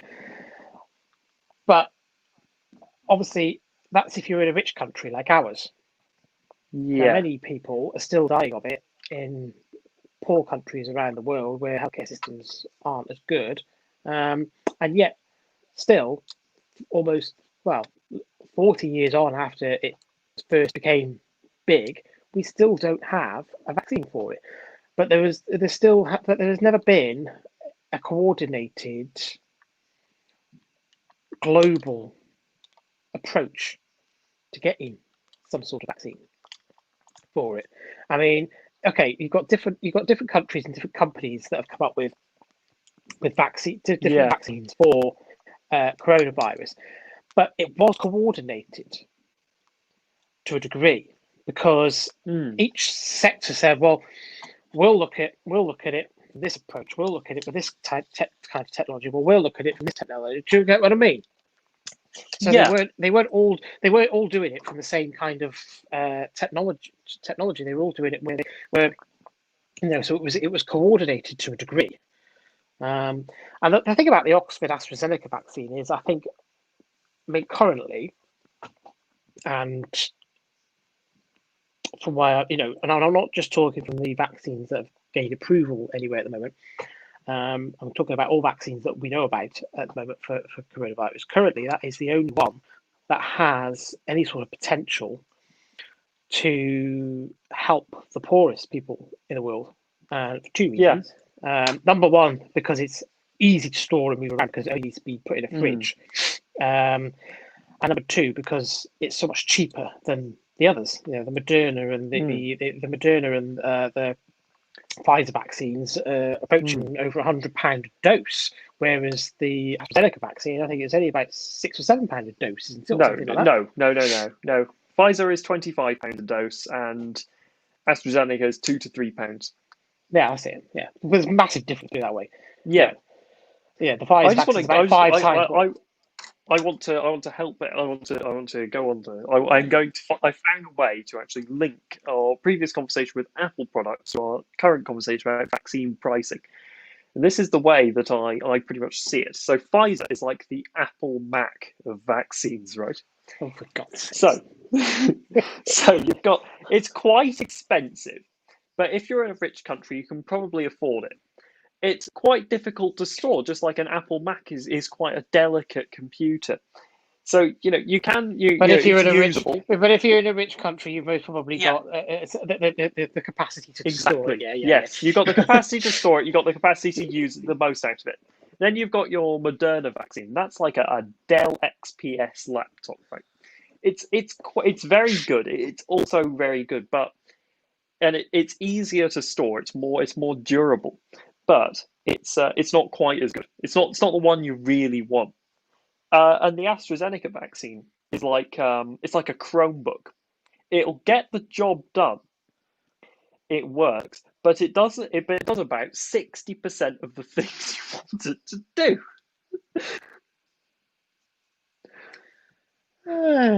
Which lines up perfectly with its 62% efficacy. I mean, bearing in mind, that's brilliant. Yeah, they reckon the efficacy of it is probably a bit higher than that now. They're talking about 70%, aren't they now? But anyway, bearing in mind, Chromebook. That's because Chromebooks are getting better. They can do more and more things. Right. Bearing in mind that back in the summer we were told that if we manage to get a vaccine by the end of the year, any vaccine that had an efficacy of more than 50%, that would be bloody good going, I think was the words that came out of Patrick Valllance's mouth. I mean, I think, okay, people can criticise the Oxford AstraZeneca vaccine for not being as potent or as effective as the Pfizer vaccine, but bloody hell, 60 to 70% is still pretty damn good. Yeah, it is. It's still good, but you see, the Pfizer has been like the M1 MacBook. Yeah, but also the difference as well between the Oxford AstraZeneca vaccine and the Pfizer vaccine is the Pfizer vaccine, they reckon, was about 95% effective at preventing people getting COVID. But they still had a small minority of people that did become infected, the 5%, and a small minority of those, a very small minority of those, did actually end up in hospital with severe disease. The Oxford vaccine, Oxford AstraZeneca, came out at around, 62% was one thing that was landed around, somebody else said 70%. But no patient, none of them whatsoever, actually ended up in hospital with severe disease. So around about, Yeah. so let's put the figure out there. So for every 10 people that got the vaccine, 3 of them still got COVID, but they only got the mild illness, flu type illness. They didn't have to go into hospital. They didn't have any severe complications or problems with it. So even that is good, because it won't eradicate it, but it will mean that if you get it, that you'll be feeling pretty damn shit for a few days, but then you should be fine. Yeah. That's the other thing you see. An Apple Mac is less reliable than a Chromebook. Right. Okay. Like it'll have a keyboard failure. A keyboard, depending on which keyboard you have, doesn't it? Yeah. Depends whether you've got the butterfly keyboard. Let's have a look. So, have we? Whilst we're on the COVID subject, so we'll move it on slightly. It's still kind of on COVID, but we'll go on to the lockdown, or the tiering system, should we say? And then we'll move on. Then we'll move on to Brexit. So a bit different. Can we not just move on to Brexit already? Well, I was going to go because what do you think of? I mean, my personal view now, in terms of the tiering system. I mean, no one is in tier 2 anymore. No. Tier 1, it's only the Isles of Scilly. Yeah. The vast majority of people are now in tier 4. 4. And there's only 78%. Yeah, there's only about 20% of us that are actually in tier 3. Me, I'm in tier 3. So I just kind of look. I mean, I was looking at the map the other day of the differences between, obviously Boxing Day, the review of the tiers come into effect, and there was like the before and the after. And I just looked at it and I was thinking, you just may as well put the whole country into full lockdown again, because that's basically what tier 4 is. It's full lockdown with schools open. Do you get what I mean? So why don't they just there's tiers of tier 4, aren't there? There's tiers of tier 4. You've got tier 4 standard, where you've got primary schools opening on the 4th, and you've got tier 4 plus, or as I like to call it, tier 5, which is solely comprised of Greater London. Primary schools are shut. So effectively, you've got tier 5 in London now. Yeah, but only for a few weeks. They're supposed to be open by the middle of... To be reviewed on the 18th, just like the tier system. It's basically tier 5. But however long it is, I don't know. But my argument is, regardless of all that, do you not think, and my question is to you, because I do, this is the way I think about it now, bearing in mind I am someone that's in tier 3, so I've got a little bit more freedom than others. For example, all my shops are all open at the moment. I can't go to a restaurant or a pub or anything like that. They're all closed. But all shops locally are open at the moment. I can still go and walk my Primark if I wanted to, or what have you. Not that I would. But I just think, for the fact that the vast majority of us now are in tier 4, shouldn't they just have a national lockdown? Yeah, I think I would go a little further than you. I would say we need to go back to March 23rd. We need to have that style of lockdown, not the style we've got at the moment.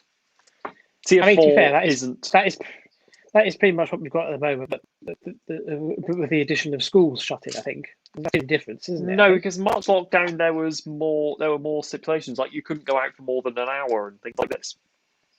Well, yeah. In fact, I would take a leaf out of the Book of Ireland and a lot of continental Europe and implement travel bans. So it would be, you can only travel, say, 5 kilometres from your home, or 5 miles from your home. I said in the last lockdown, because in France, in the original lockdowns in March, April last year, in France, you had to fill out a bit of paper every time you leave the house, and you had to carry it with you with the reason of why you were leaving, and you could only leave on certain circumstances. So if it was to go and do your food shopping, you had to fill it out, going to Tesco's to do my food shop. Totally, yeah. And, the police and whoever would ask you to produce that, random in the streets. If you couldn't produce it, you get a fine. And I think you probably should have done that. Yeah, but I probably should have, yes. I mean, I agree. I agree. I agree with the tiering system. When the virus is at relatively low levels, but there are Yes. particular areas where it's high, which it was earlier in the year. Yeah. Yeah. Why tar everybody with the same brush, so to speak?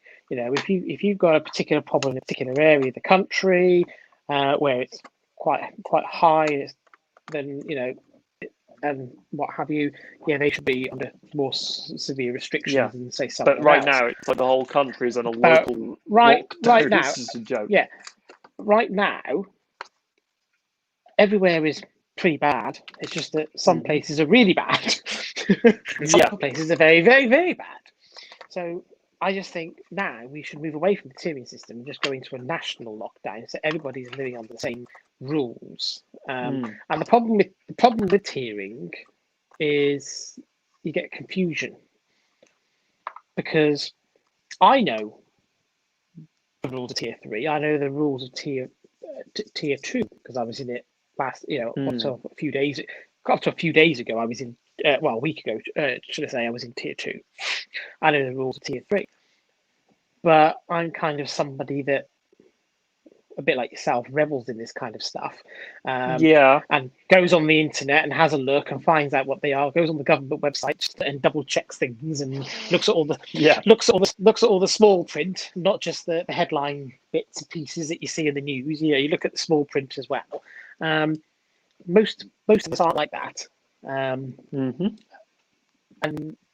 most of us don't really. I think a lot of people are kind of like, and then you've also got the issues where if you live on the border between two tiers, it might be a case that you live this side and you're in tier 2, but actually you send your kids to school across the border and they're in tier 4.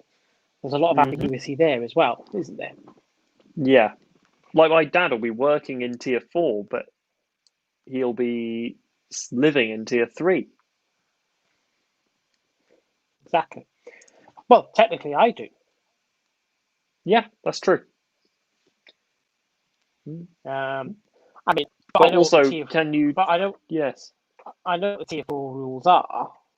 So Yeah. when I'm at home, I adhere to the tier 3 rules. When I'm at work, I adhere to the tier 4 rules. But to be fair, when I'm at work, I literally get off the train, walk through the station, go into work. I'm at work, then I come out of the work, I walk into the station, get on the train, and go home, and I'm in tier 3. Yeah. And that So is differences are, as I recall, tier 3, you can meet with up to 6 people outside your home, outside, not inside, and in tier 3, non-essential retail is open. But like cafes, restaurants, and such are still shut except for takeaways. And tier 4 is click and collect retail only, and you can meet with up to one person outside of your house. and That's the tier 3 also, things like beauty salons and hairdressers and barbers can stay open, whereas in tier 4 they can't. yeah. I hope so, because I've got a barber's appointment booked on Tuesday. I could do with a haircut, to be honest. No shit, Sherlock. Okay then, moving swiftly on. We'll leave COVID there, unless you got anything else to say about lockdown. It's sad. I can't wait for it to end. Wow. Yeah. April, May. I think April, May time. I think we should be getting back to some sort of normality. Do you think, actually, just staying on the lockdown, do you think this week? What do you think the chances are this week of the government changing their minds and going with a full national lockdown this coming I week? think. Or do you think they will leave it until the 18th? I think it'll be this week. I think they'll be pressurised by the schools on Monday because all teachers in a union. And bear in mind, most teachers are in unions. Have been advised to not come in. So, with that sort of level of embarrassment about to face them, I really think they will be. I think maybe even tomorrow we might hear schools are shutting across the country. But interestingly, and just for our listeners, if there is anybody listening, probably not. Boris Johnson is on the Andrew Marr show tomorrow morning. Yeah. Yeah, I think my bet is that tomorrow, So he will sometime on Sunday. He will definitely be challenged on this tomorrow morning by Yes. Andrew Marr, and he will definitely know that he's going to be challenged on this tomorrow morning by Andrew Marr. Yeah. So he will come prepared in some way. I mean, he's not stupid, although a lot of people think he is, but he's not. So you never know. I just wondered whether government policy change might be announced on the Andrew Marr show tomorrow morning. This is the other problem I have. Stranger things have happened. This is the thing that I have a problem with the government is why couldn't they announce a policy change to the people? Like, for example, why haven't they told teachers that it will change before they go and tell everyone on the news? I mean, surely a school should find out that it's shut from the government, like a letter from the Department for Education or an email from them, even a few hours before they find out on BBC News. The problem It's is not an appropriate way. Yeah, but I think the problem is with all this stuff is invariably most of the time it gets leaked before the government has even a chance to actually say anything, because these kind of things are agreed in meetings hours before an official announcement, and even before the official announcement, things get leaked, and then somebody then has to say something. Do you get what I mean? A minister then has to come up and say, "Oh yeah, well we're changing." Do you get what I mean? And this is the problem with today's society. Everything gets leaked. I don't get what you mean. It's fairly simple. All they have to do is, as soon as they come out of the meeting, here's the issue. Schools are finding out. People who are being affected by these restrictions are finding out after the news companies find out. All they have to do is, after they've agreed the restriction, after they've agreed to say close schools on whatever date, at the same time that they tell the press, they just need to email the schools. True. And let them then know. having said that, because the issue is they don't email the schools, do they? It goes to the local authority first. They do email. The head teachers get an update from the Department for Education. So DFE are emailing the schools. And that's not just academies, that is LA-run primary schools. The head teachers and DFE are in contact. I mean, to be honest, I don't think, reading between the lines, that the Department for Education, realistically, has a lot of say in it. No, but they could just say what. I genuinely don't. No, they probably don't. But all they need to do is just let people know. It's not that hard. I genuinely don't think that Gavin Williamson has a lot of say in it, to be honest. No. He's the Education Secretary. He is responsible for education, but he's not responsible for COVID policy. No. And the COVID policy will be taken out of his hands. That will be taken. Yeah, end of the day, it'll be Boris Johnson's call for all of this stuff. Well, yeah, and his close knit of advisors, and Matt Hunt, the health secretary. They'll be Patrick Vallance. Well, they're basically the advisors, though. They don't make the decisions. Yes. Chris Whitty. No, but they will. They will say what decisions they should make. Yeah. So they will have more. They'll have more of a say in what happens than say Gavin Williamson. Exactly. He'll. I find it a bit creepy anyway, but that's a side thing. Yeah. He'll just be told, "Oh, by the way, this is happening. We better tell you because you're the Education Secretary. Oh, by the way, because you're the Education Secretary, you can make the announcement." But that's basically what happens, isn't it? Yeah. But yeah. Right. So let's move on to the big B. Brexit. And then we'll have a bit of a. When we've done Brexit, we'll have a quick kind of review of the technology in 2010. Yeah. I think we should bring this back round. We need to bring this back round to tech fairly soon. So yeah, I need to bring this back. I need to bring this glass down to the nearest tap because I'm really thirsty. We will discuss what our favourite new technology products were of 2020. Yes, and what we're most looking forward to of 2021. You can have that after you listen to us drone on and on and on about Brexit. Or our wishes for 2021. Not necessarily, it doesn't necessarily mean that it's going to be deliverable. Or it's going to get delivered upon. I mean, of course, there's rumours of certain things, but there's also what we would most like to see, which might not necessarily be practical from the tech world in 2021. Back in a So, moment. do you want to get your drink before we start? What a day. What a day.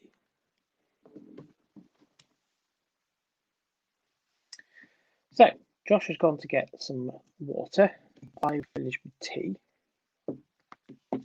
Is anybody actually listening? Probably not. Have a look. Oh. Oh, oh, oh.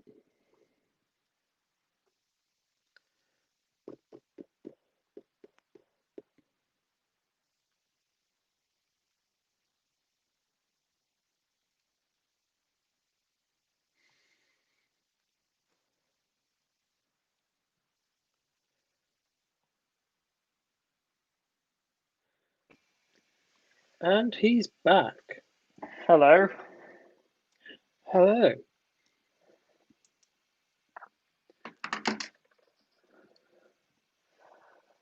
So Brexit, we had an awful lot of concern by some esteemed members of the Twitter community, usually marked out by the initials FBPE.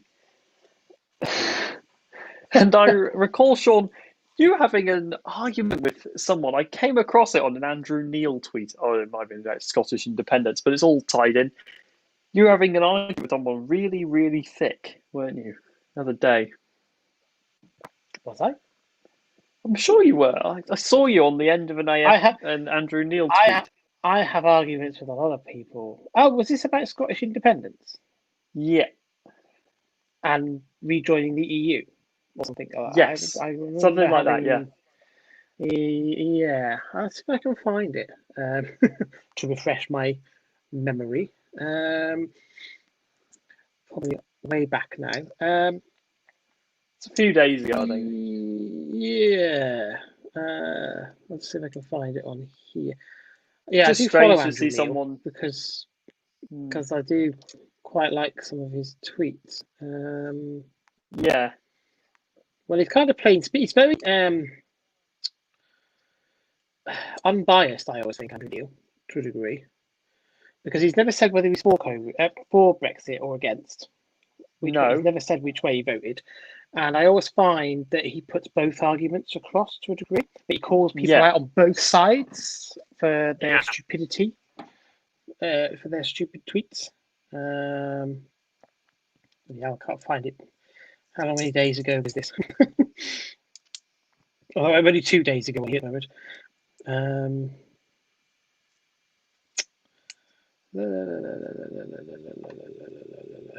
Oh, I have to refresh my memory. Ah.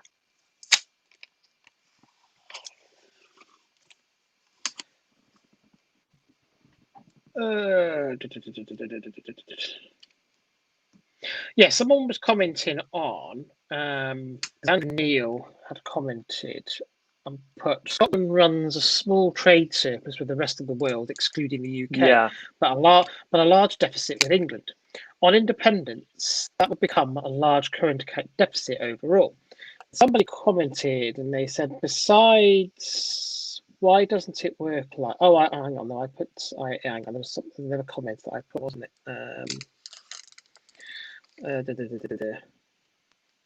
Oh, I can't find a bloody comment now. Click on that. Find my. Here. So someone had commented on that comment and said, so what? We have more important things to consider, like the right to self-determination, or is that too important to debate? And I asked the question, well, what can you do as an independent Scotland that you can't do as part of the UK under devolution?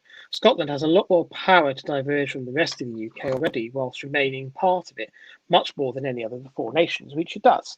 I mean, we have the Welsh government, we have the Northern Irish government. England doesn't have its own government at all. It's all comes from Westminster in England. The Welsh, Scottish, and Northern Ireland have their own governments, which have varying powers between them. Scotland has the most. I mean, Scotland is the only one that can actually raise its own tax if it wants to.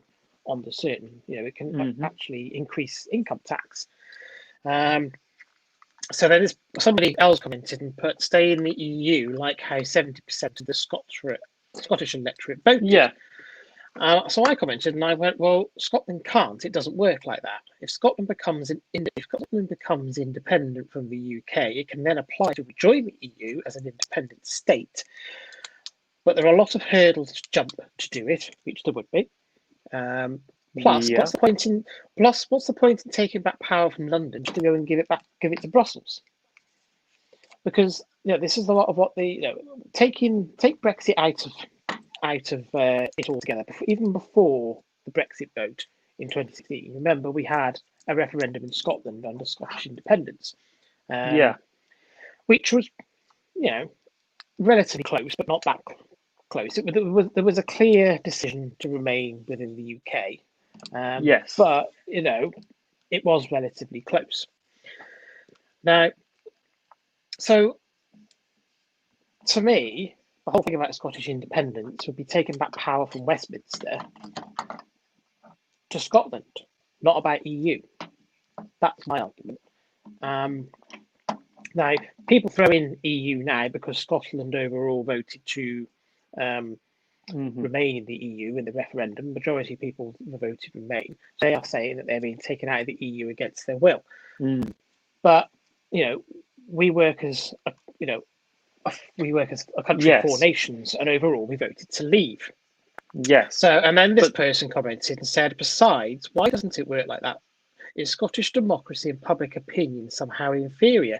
Do English voters know better than we for what's best for us? And I replied, and this is a very good point, because Scotland, England, Wales, and Northern Ireland have never been and were never and have never been part of the EU in their own right, which they haven't. It's the UK that was part of the EU, and Scotland, Wales, and Northern Ireland were part of the UK, so therefore by default were part of the EU, but in their own right are not. So we are all no longer members. If Scotland gains independence, it can then apply to rejoin, which can. Now, obviously, there are many hurdles around that. And I think the other thing that gets me is about these people going for Scottish independence so that they can rejoin the European Union is pretty much every person that you speak to that supports Scottish independence always goes on about the Brexit process and the fact that it took so long. It's taken over 4.5 years, which it has been long and winding road. Yeah.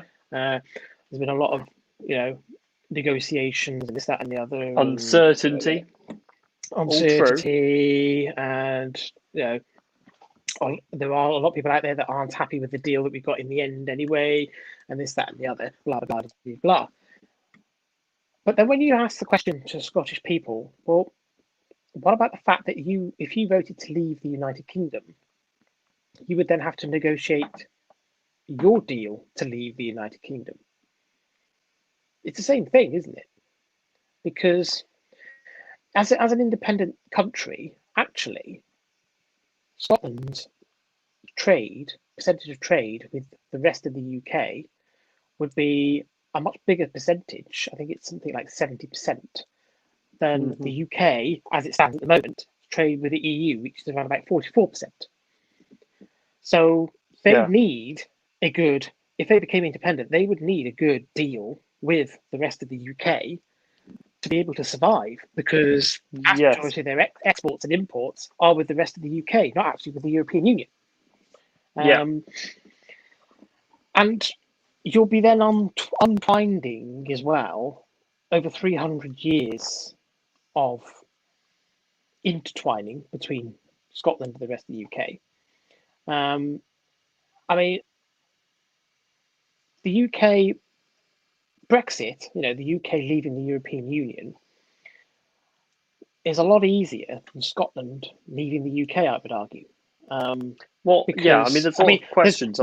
There's a currency for starters. What happens with the nuclear weapons in Scotland, for example?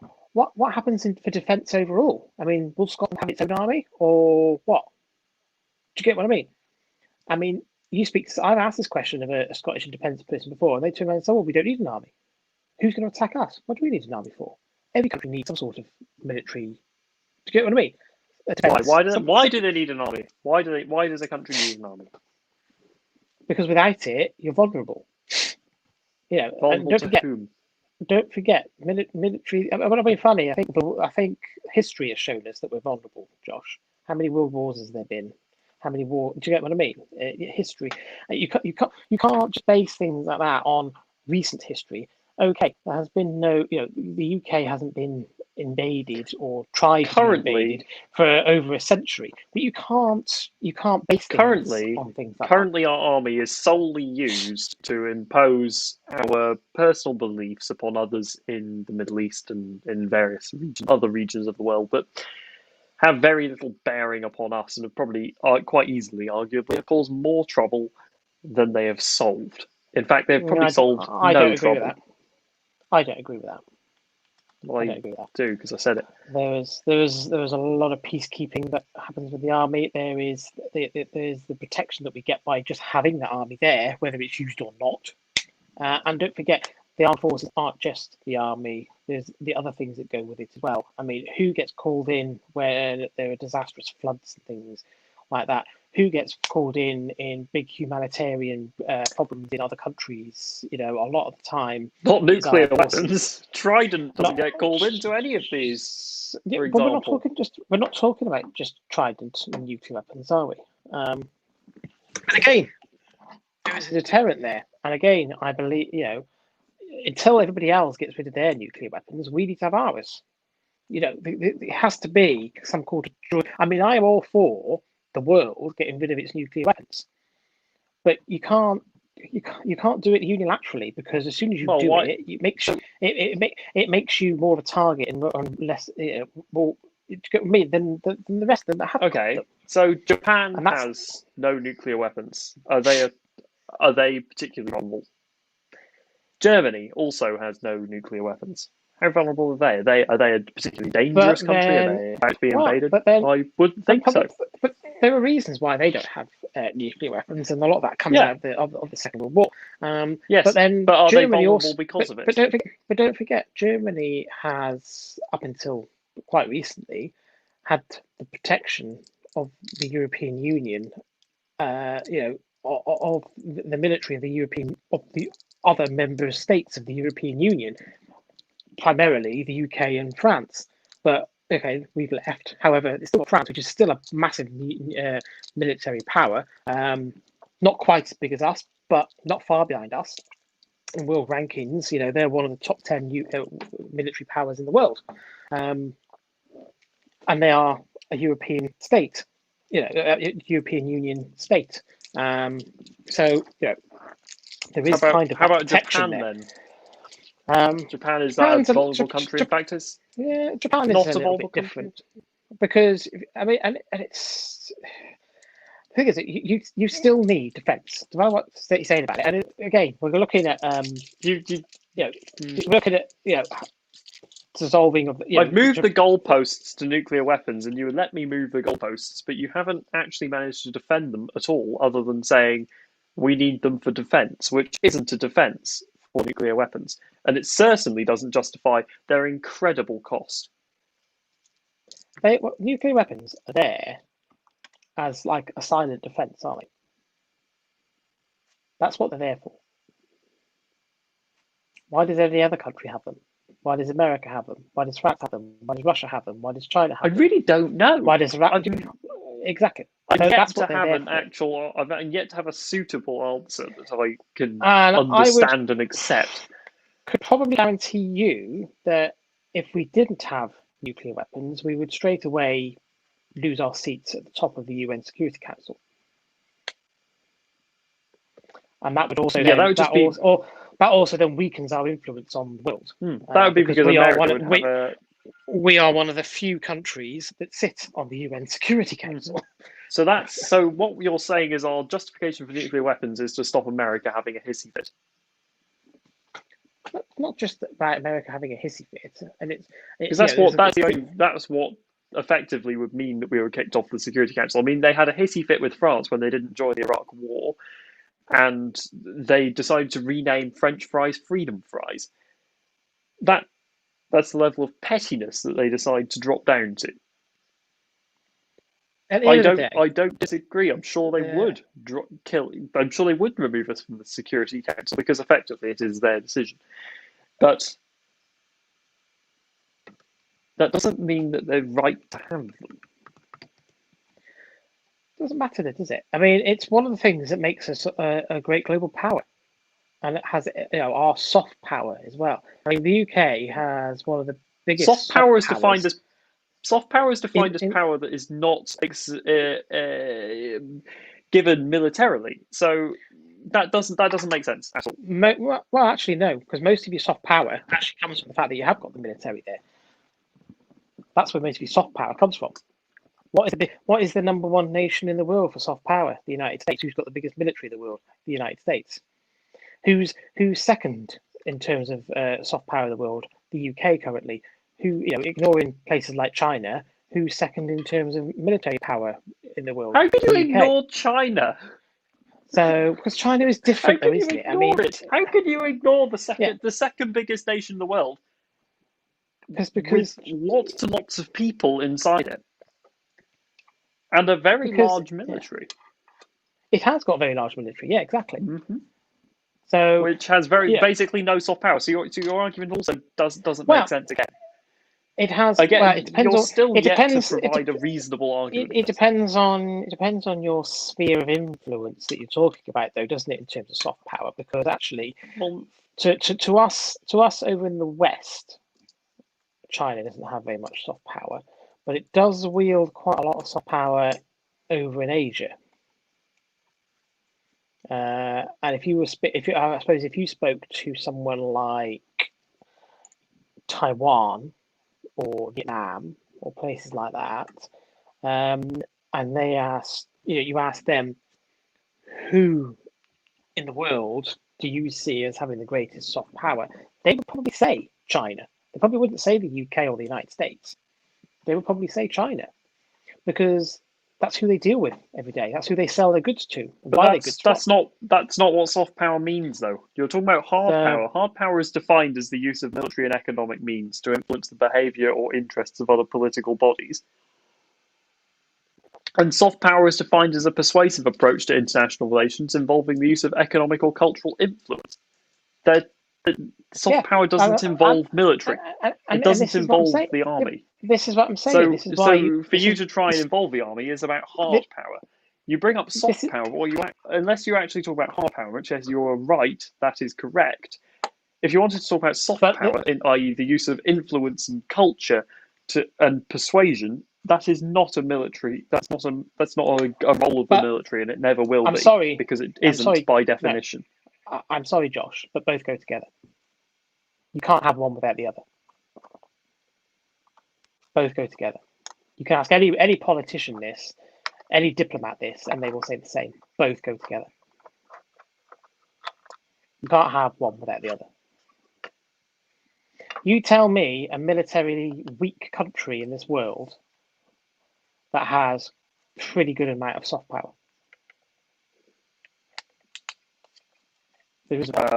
Japan. Until very recently, their military was limited only to the sole purpose of their defense. They never attacked, and they had a fairly weak military. Japan has got pretty decent military these days. They don't wield it around the world that much, but actually, when you actually look at their military spend, it's not that far behind ours now.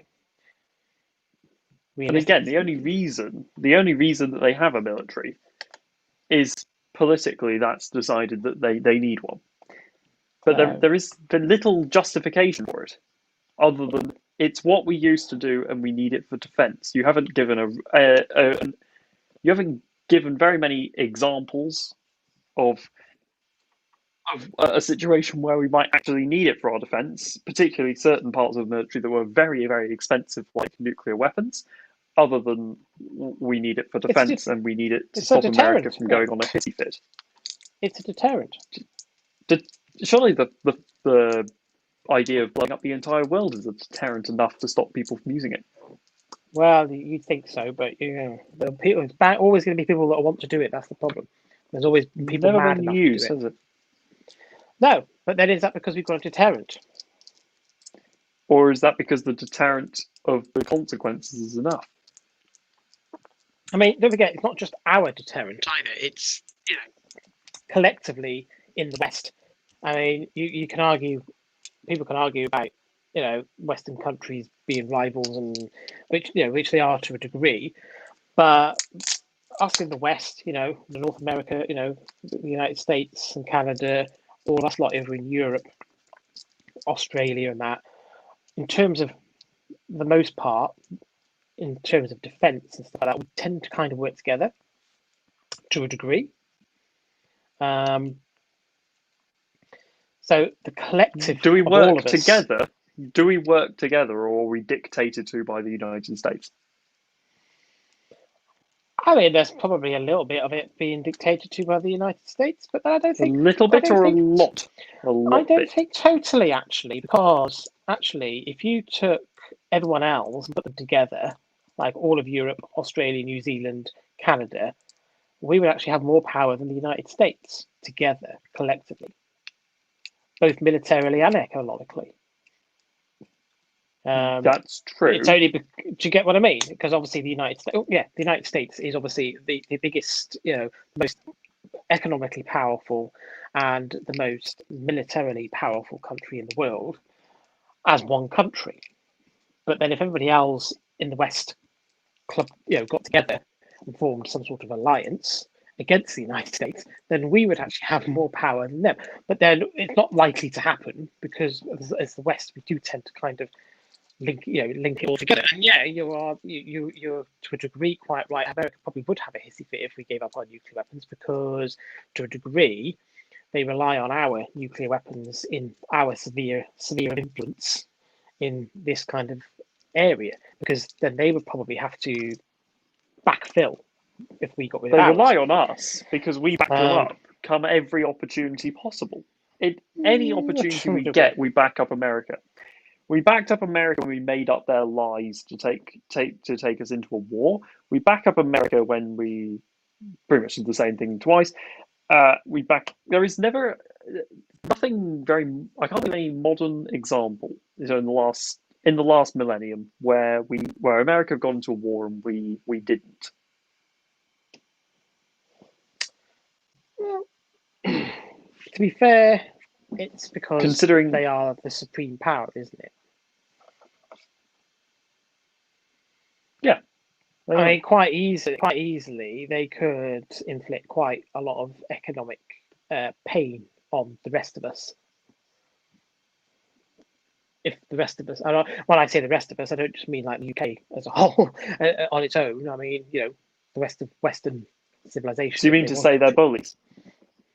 Well, to a degree, they probably are. But then, I'm not being funny, Josh, but up until about 70 years ago, wasn't that what we were doing?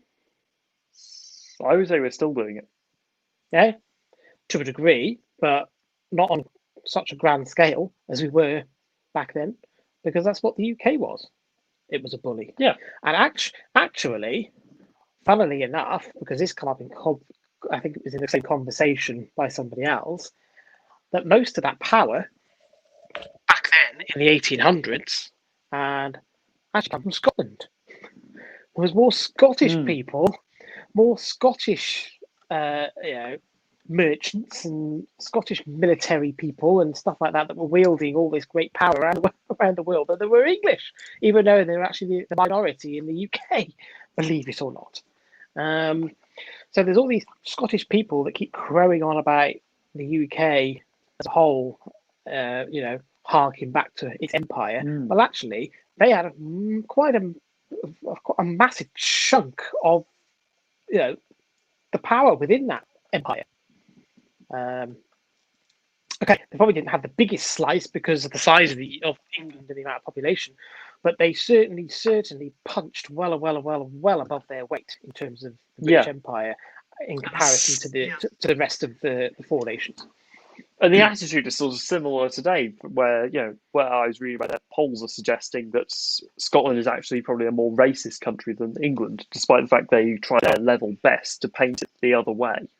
I've not seen that one, I have to admit. So, um, but yeah, going Well, back, 58% of Scottish people don't believe it's enough to be born in Scotland to be Scottish. doesn't believe what? They don't believe that being born in Scotland is enough to be considered Scottish. 58% of Right. Scottish people.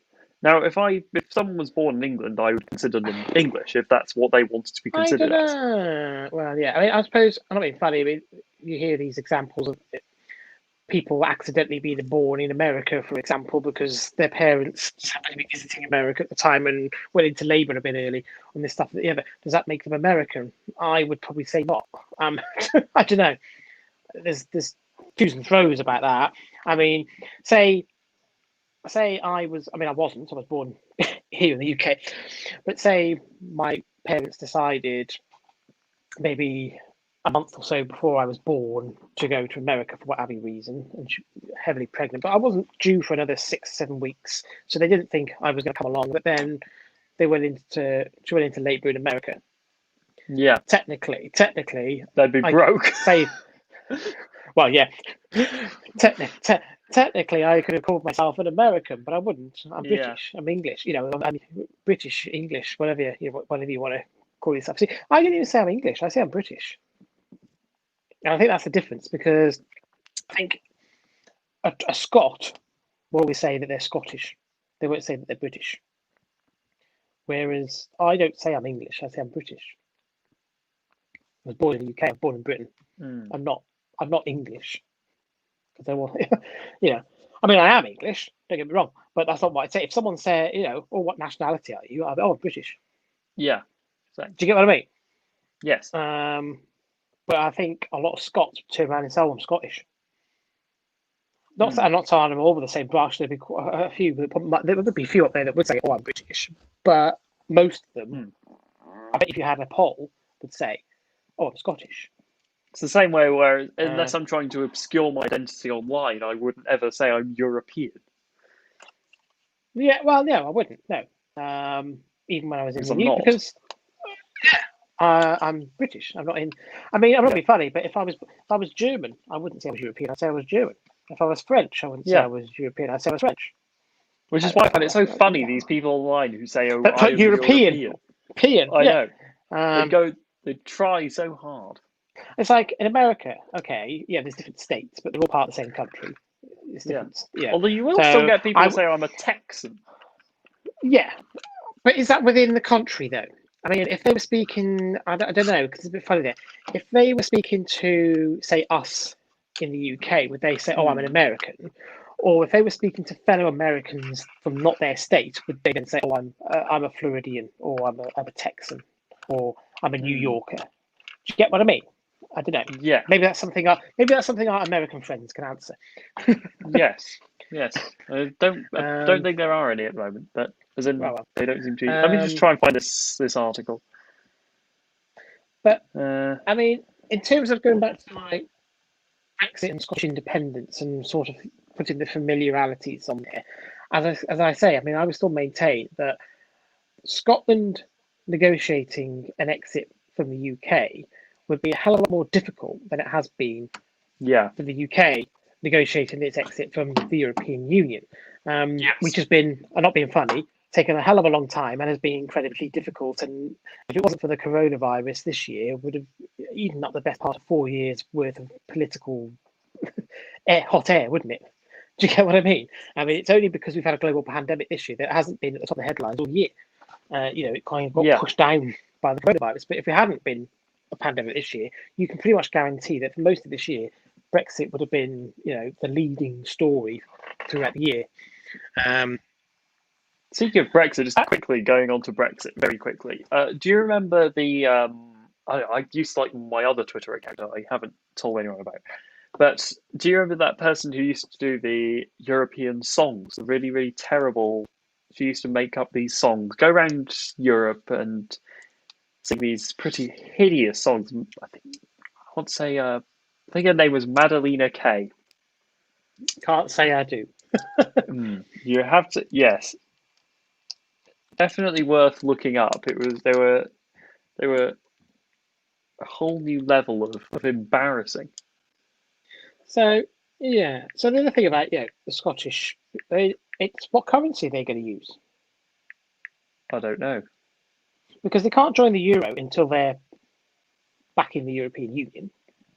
And No. there's no guarantee that that would happen. So would they carry on using the pound? And to carry on using the pound, they would have to negotiate some sort of deal with the UK to be able to do that. But then if they carried on using the pound, then there's pretty much zero chance they'd be able to rejoin the European Union. Mm.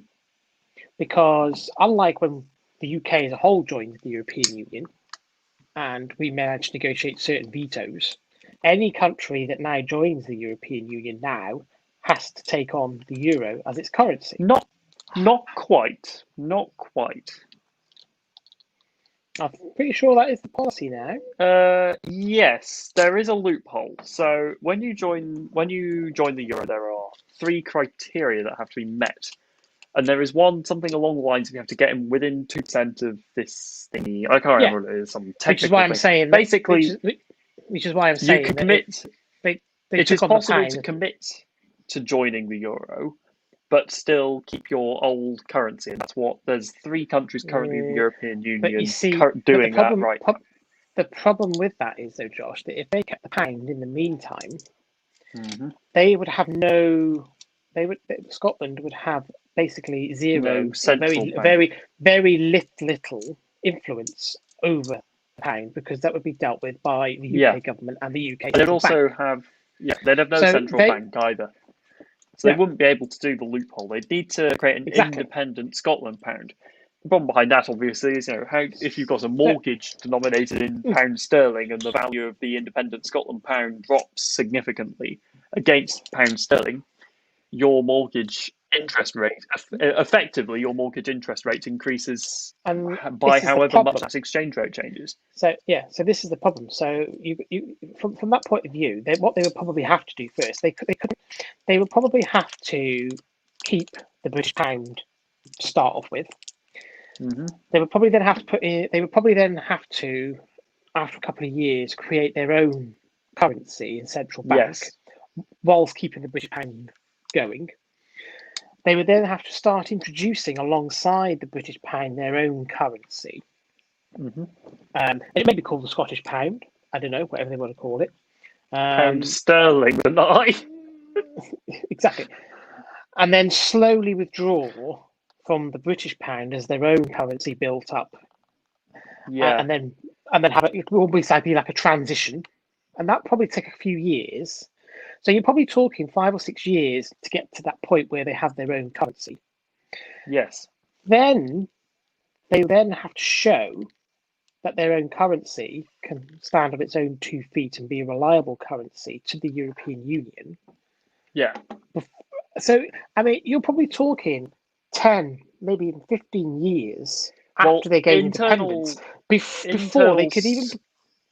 Internal Scottish government estimates say that if there was a referendum in 2020, they wouldn't be a fully signed up member of the European Union and independent until at the very earliest 2042. Exactly. I mean, that's 20 odd years later.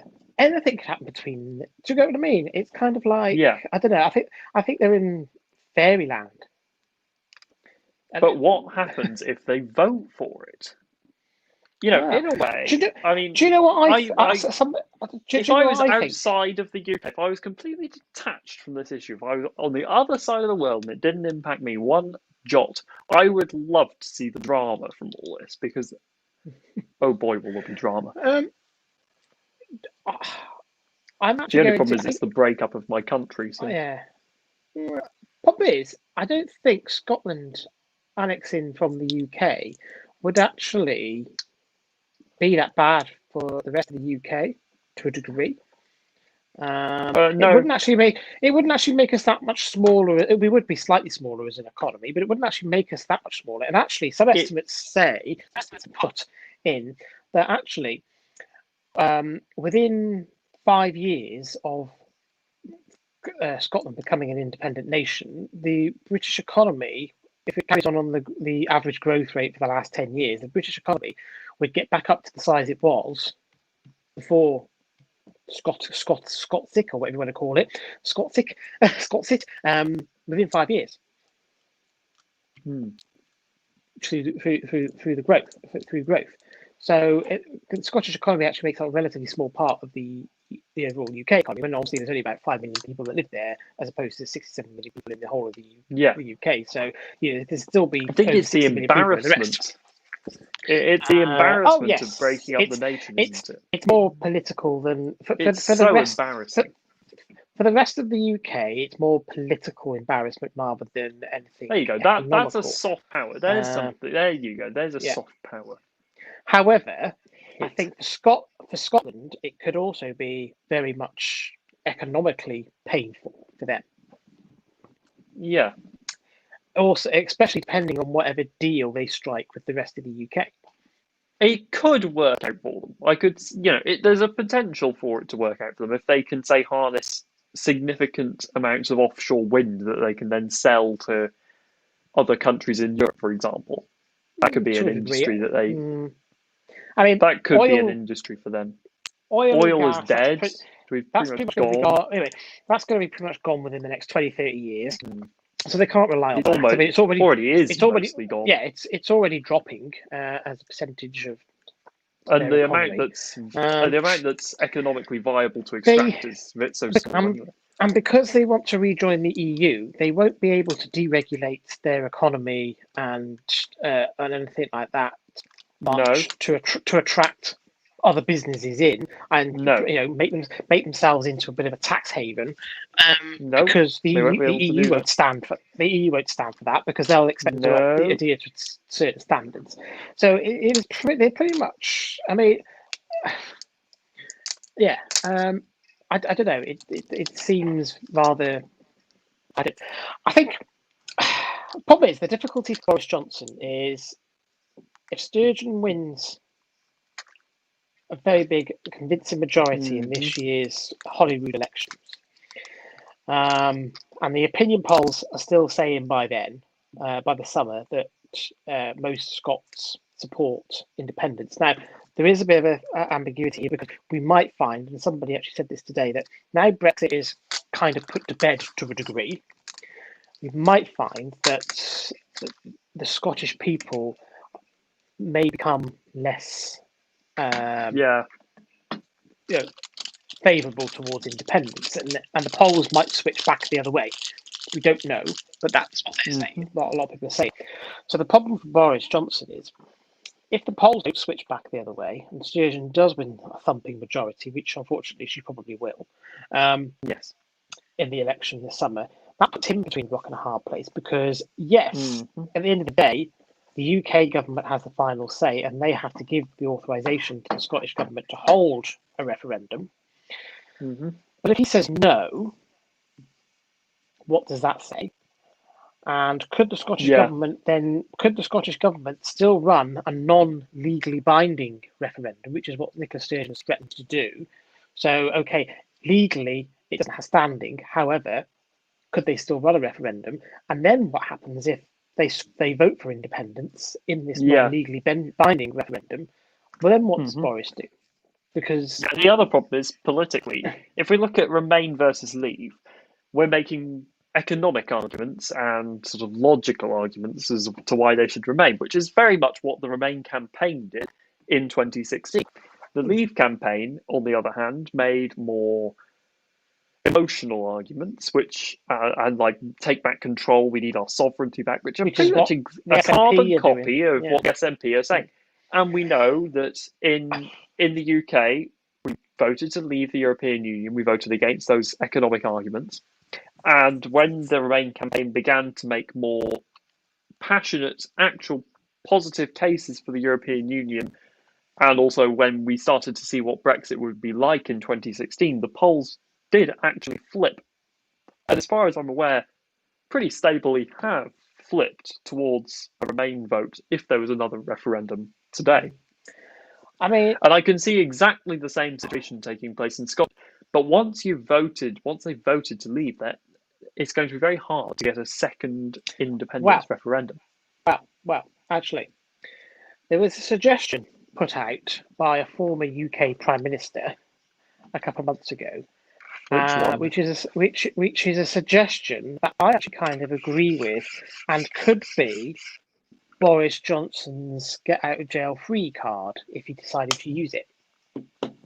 And the suggestion came from John Major, and he said, if Sturgeon wins in the summer, next summer, because this is obviously talking last year, towards middle of last year, if Sturgeon wins next summer, then give the Scots their referendum, but give it them in a two-stage referendum. So the first referendum would be independent Scotland or remain in the UK.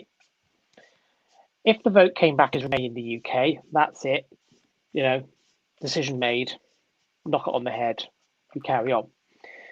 If the decision came back as, right, we want to become an independent country, then you put a time frame in that then the Scottish government then negotiates their exit from the UK. And then when you've got that deal in place, and it has to be done within a certain time frame, they have another referendum on that deal. No, I would. If I was a Scottish SNP, I wouldn't accept that. I know, but it could work because Boris Johnson could turn around and say, "Well, this is the only way you're going to get a referendum." So if you want a referendum, I still wouldn't accept it. It's ridiculous. I would go and hold my own, and if I was the SNP and I wanted what they want, I would potentially go the route of just declaring independence. Takes one day. Can you do that? But Yeah. Probably if you declare independence, unfortunately, you're going to fuck yourself over twice because, I mean, presumably in an independence referendum, a bit like the Brexit referendum, it wouldn't be a case of you voted for independence today, right? Tomorrow you're out. There would be then some sort of period where you would negotiate your exit, whereas just declaring independence, you've had no negotiating, and so you're cut off from everything. Yes. Do you get what I mean? But You've got no central bank. Anything at all is a better option than what you suggested in terms of if I was the SNP, because all the rest of UK government will do is come up with such an absolutely abhorrent deal that they cannot vote for it. It will be implausible for them to vote for it. It will be terrible, the worst deal. They won't come up with a good deal for Scotland. They'll come up with a bad deal for Scotland and then put it to a referendum again. It's Well, probably the way I look at it is, unlike that can only be the only route really, because nobody can give you, even in the last referendum, nobody in the Scottish government could give a clear answer on a few key issues, such as what currency would we use, who would be responsible for defence. Nobody can answer this. Now, I think there's another issue at play here. Do you get what I mean? And those yes. kind of issues didn't play out in Brexit because we had our own central bank, we had our own military, and things like that. So there were certain things that were a little bit, ambiguous and we didn't know about. But the key things that make a country and how it runs, such as defence, such as a central bank, such as a currency, and all these kind of things like that. That wasn't really part of the problem because we had it, but Scotland doesn't. It's got its own government, but it doesn't have its own central bank. It doesn't have a currency. It doesn't have a defence. I mean, would it have it? Would it take its own portion of the armed forces and have its own army? Would it pay the UK to as part of a defence in part of the deal as of defence? Would none of these it could do all of these answered. things, but I don't think it will do any. Because I admire Nicola Sturgeon quite a lot, and I don't think she's a thick woman anyway. I think she's quite clever, and I don't think she wants independence at all. Let me just Really? let me just explain. Yes, let me just explain. If I know what the you're going to say here. She wants more power for the Scottish government, and this is her way of no, going around no, it. no, no, no, no, no, no, not at all. The Nicola Sturgeon has a pretty, as they would say in Scotland, cushy number at the moment. She has 100, pretty much 100% majority in the Scottish MPs for Westminster. She gets virtually all of them. She has a majority in Holyrood. She can control every single bit of Scottish law is under her control. And anything that goes wrong, if she can blame it on Britain and the rest of the UK. And yeah, that's true. But if there is an independence referendum and they get independence and all of that stuff, that will end the period of SNP dominance because now they're an independent Scotland. There will be rival political parties. But she knows that while she can keep Scotland angry at the English, she's in. She's in government until the tide turns on Scotland being angry at the English. But she has a unique power in that majority in Holyrood, the majority in Westminster, that she can manufacture anger at the English to keep herself in power. She's been in since 2007, and that there's no credible threat to her authority in Scotland. There is not one party who you could turn around and say, yes, they will win in Holyrood in 2021. She's not been First Minister since 2007. Her party has been. Oh, There was Salmon before her, but her party I was going to say, because I'm going to say she didn't lead them into the last referendum. It was Salmon, wasn't it? And then he stood down when they lost. What I meant was, but her party, the Scottish National Party, has been in power in Scotland since 2007. And I don't see any motivation for her to actually want independence, and I don't think she does. Saying she wants an independence referendum, she will get a deal. So she says she wants an independence referendum, all this fluff. Scotland votes for her because they want an independence referendum again. Then she goes to the British, and then she says, "Oh, can we have an independence referendum?" They say, "Yes, you can give us a terrible deal." SNP says, "No, it's the English being angry again." You know, moan, moan, moan, but nothing actually happens. If she wanted, this is what Alex Salmon said. If Nicola Sturgeon actually wanted independence, there would have been far more efficient and fast ways to go about it than the method that she has chosen. And it all just adds up to me thinking Nicola Sturgeon doesn't want independence. She's just realised this is her best route into government. But then, having said that, why would any SNP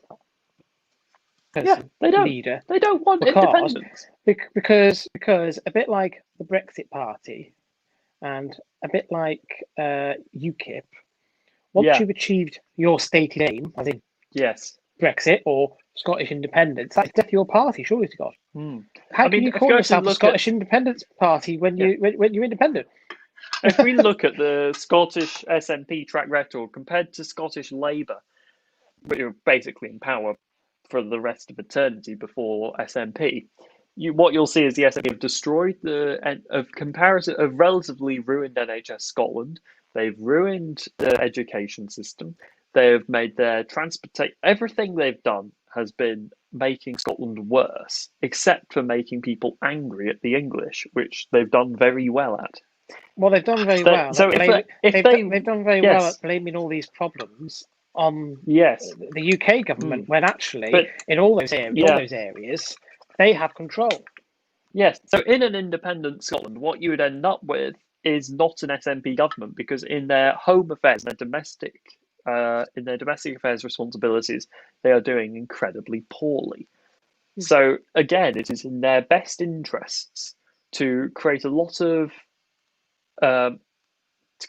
moan about independence, but not create a lot of motion about independence.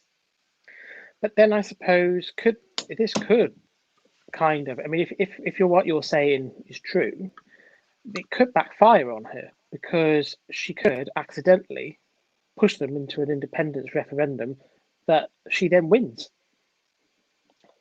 Yeah, and that's another by their own estimates, another 20 years of this.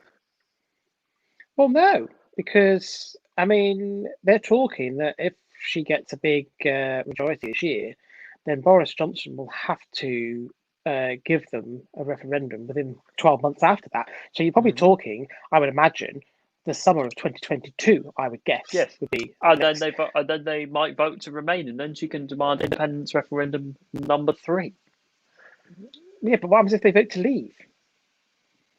Then it's another 20. Okay, Then we've got another 20 years of them having there will be years of negotiating and all that crap like there has been with Brexit. But technically, they voted to leave, and that's their path that they're going. And technically, by then, the job of SNP is finished.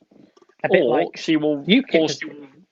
or she will reject the independence referendum from England pretty much no matter what, because you will know, because she can paint whatever offer. If it's the sort of offer that you're suggesting, she can just say, well, look, this is...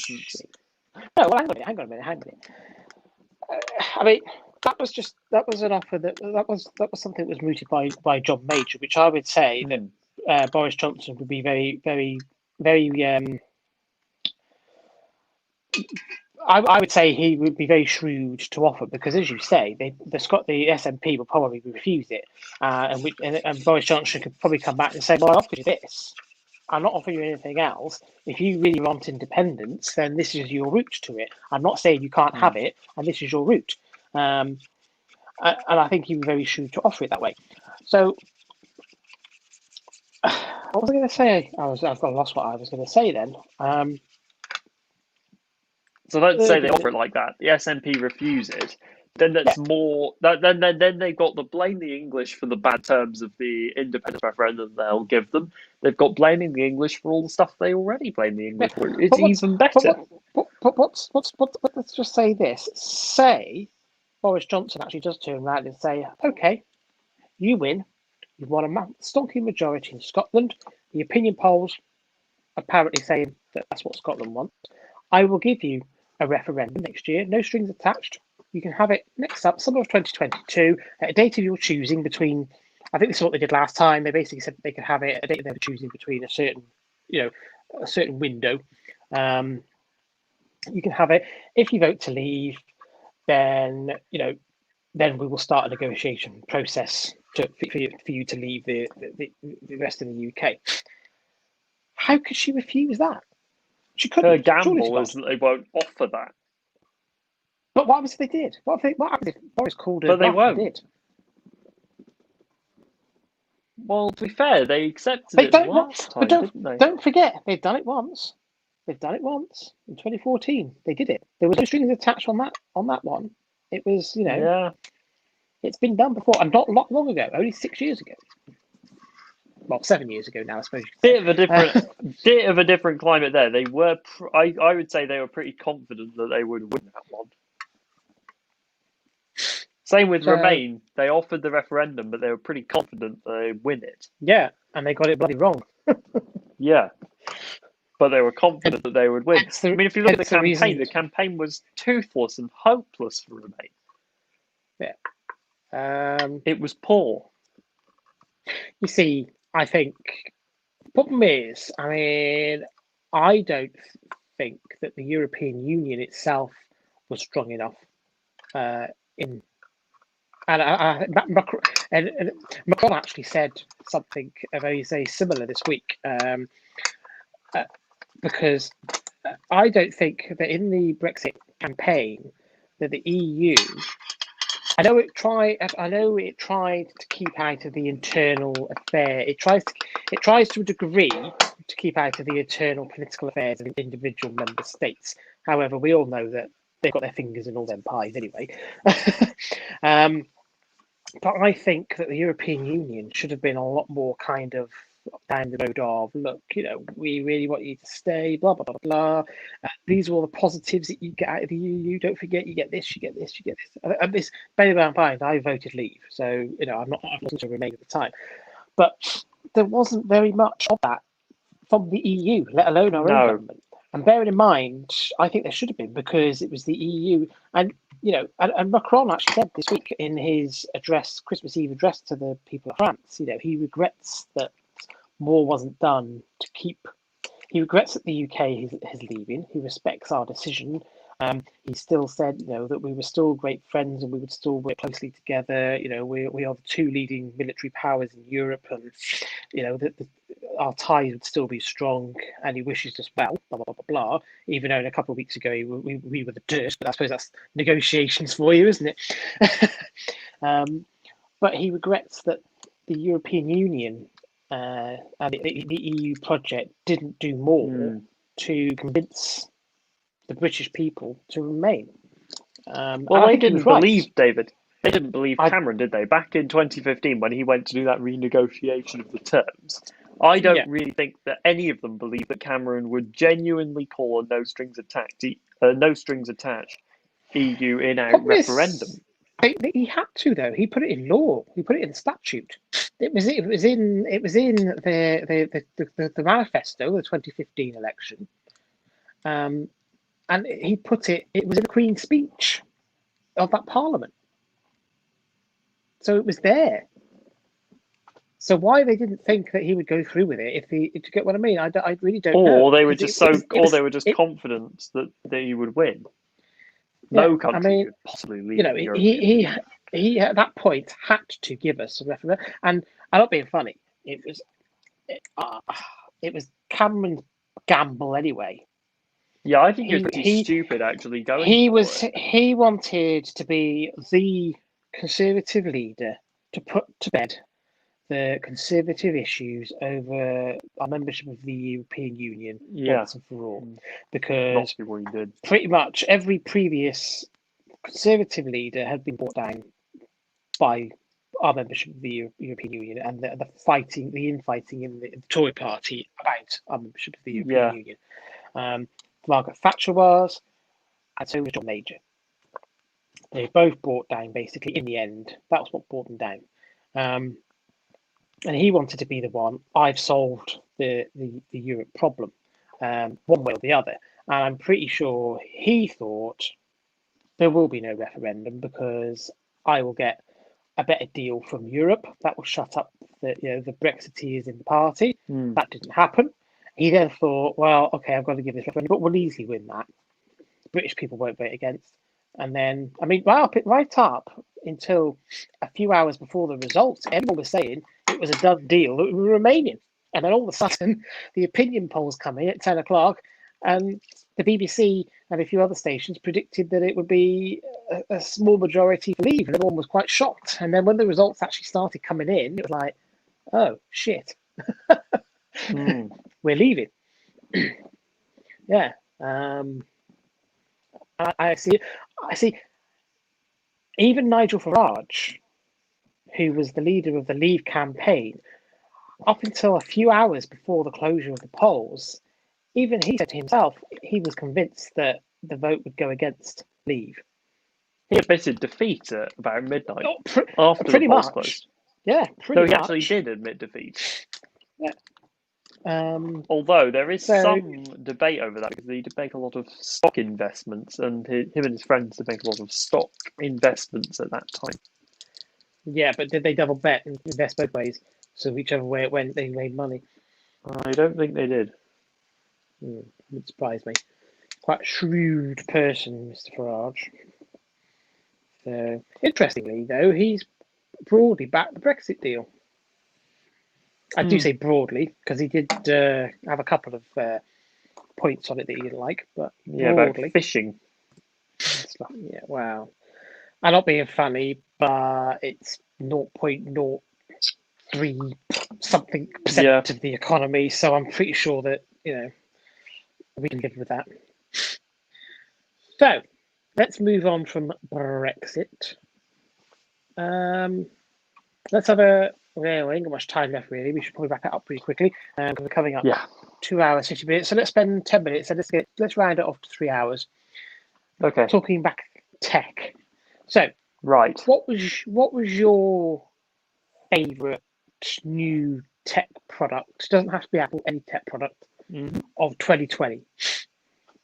It doesn't necessarily mean doesn't necessarily have to be something you have either. Maybe something that landed that you have you got one in mind? Have you got something in mind? Yeah.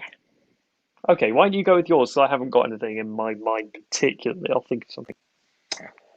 My favourite tech product of 2020 is the Magic Keyboard for iPad Pro.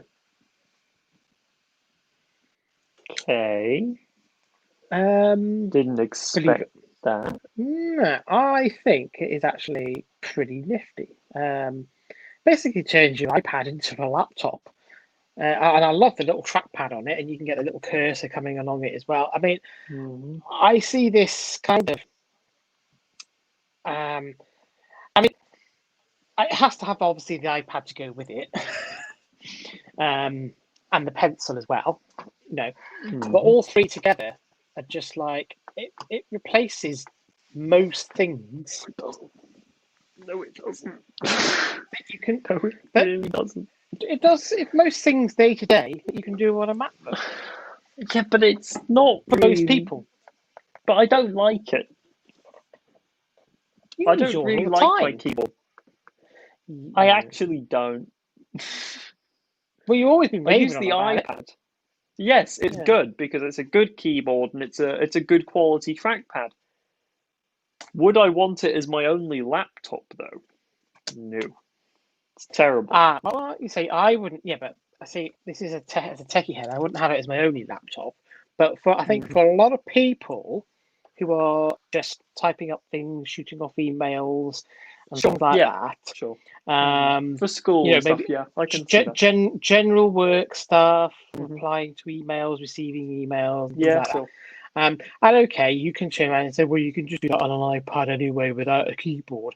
But if you're typing out quite long, wordy emails and Yeah, things like that, or articles, it's pretty difficult to yeah, do on a touchscreen. So having mm. a keypad is pretty good, and it does. Yeah. And the cursor. I mean, you can't haven't got a, have you got a cursor on yours when you track yours? It's a You full no, Apple supported cursor, so it's basically a yeah. Magic Keyboard but So cheaper for the old iPad. the cursor as well on it, It's I all just find that right. pretty good. Oh, So anyway, that was my. What did you expect me to mm, say? my I don't know what I expected you to say. I didn't expect you to say the keyboard for an iPad. And the thing is, it just frustrates me because it gives me too high an expectation. For example, I was trying to do like if you try and do server administration on your iPad, it just chops it off. It's like you'll get halfway through something, you'll switch to the browser to copy and paste something. Oh yeah, your SSH connection's been dropped. Or you'll try and do some coding I online, I do. and oh no, it's Well, dropped. yeah. I mean, It doesn't obviously, work. I mean, as of yet, Apple haven't put Xcode on iPads. I'm not sure whether they ever will. Maybe they will one day.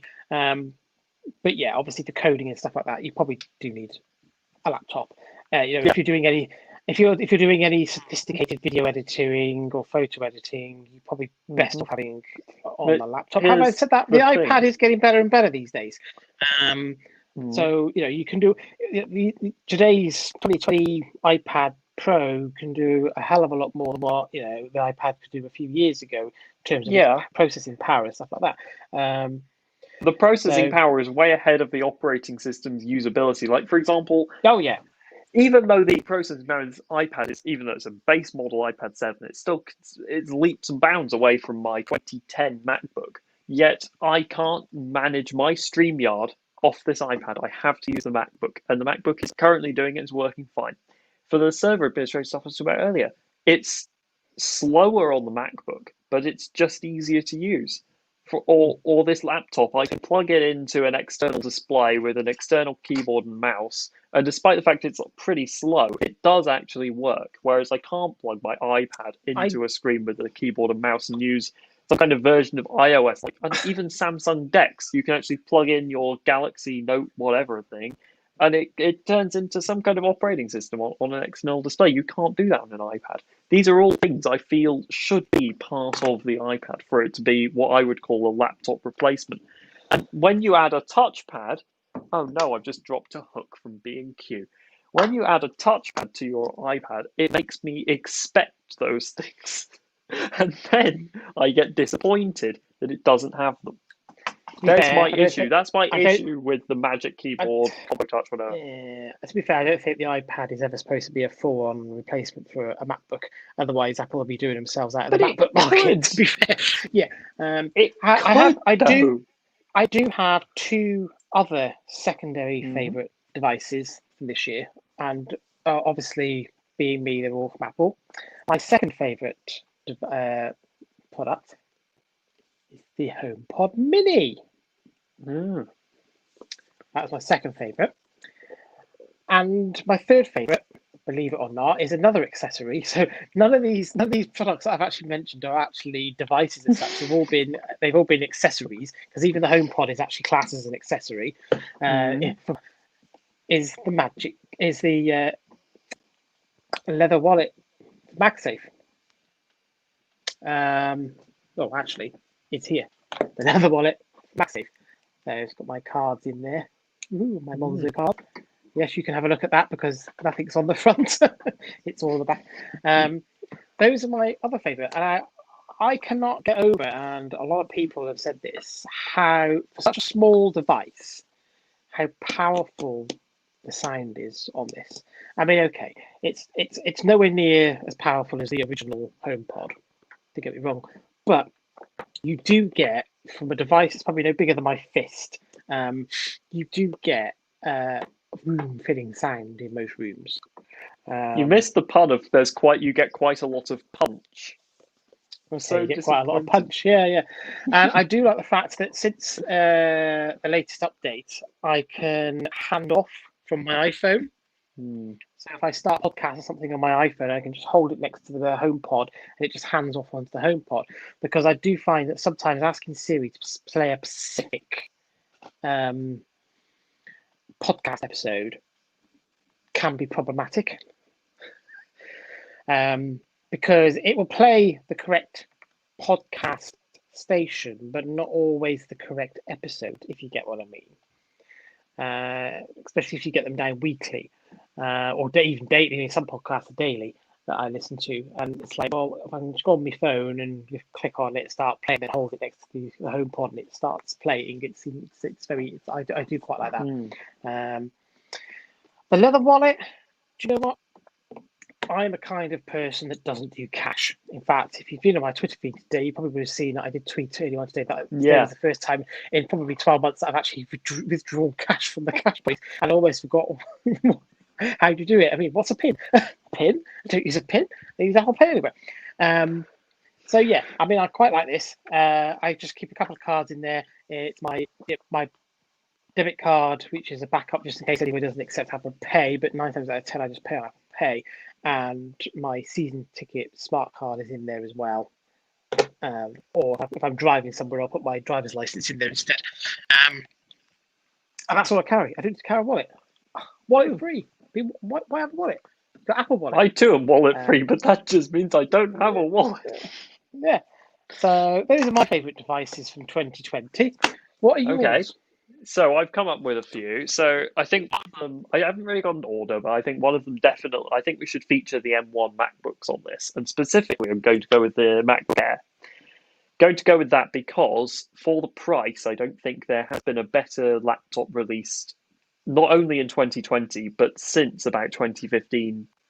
I don't think there's been a better laptop. I would agree with that. Pound for pound, there has not been a better laptop released so far. The other device. Now, at this point, I'm a little bit. I'm not entirely sure because it's not very popular, and I would quite like to try one, but I've never been able to get. I've never got around to trying one because I can't really afford to buy it, and I also can't get to an Apple store or any shop to try it. I'd really like to try out the iPhone 12 mini because, again, I think that's another pound for pound one of the better things that's come out of Apple this year. I tell you what, being that it's got all the capabilities of the 12 Pro and the 12, or all the capabilities of the iPhone 12, but in a really tiny, like, cute little package that's about the size of this iPhone SE, and I like that. Yeah, it's kind of small. Now you see this MagSafe wallet. Now the only problem I have with the iPhone Mini 12 Mini is poor battery life, obviously because it's so small. It's only got very, Mm. very small battery in it. Now, I'm going to bet that at some point, relatively soon, I don't know, I haven't got any inside information on this, but Apple are going to come out with some sort of MagSafe battery pack. Mm.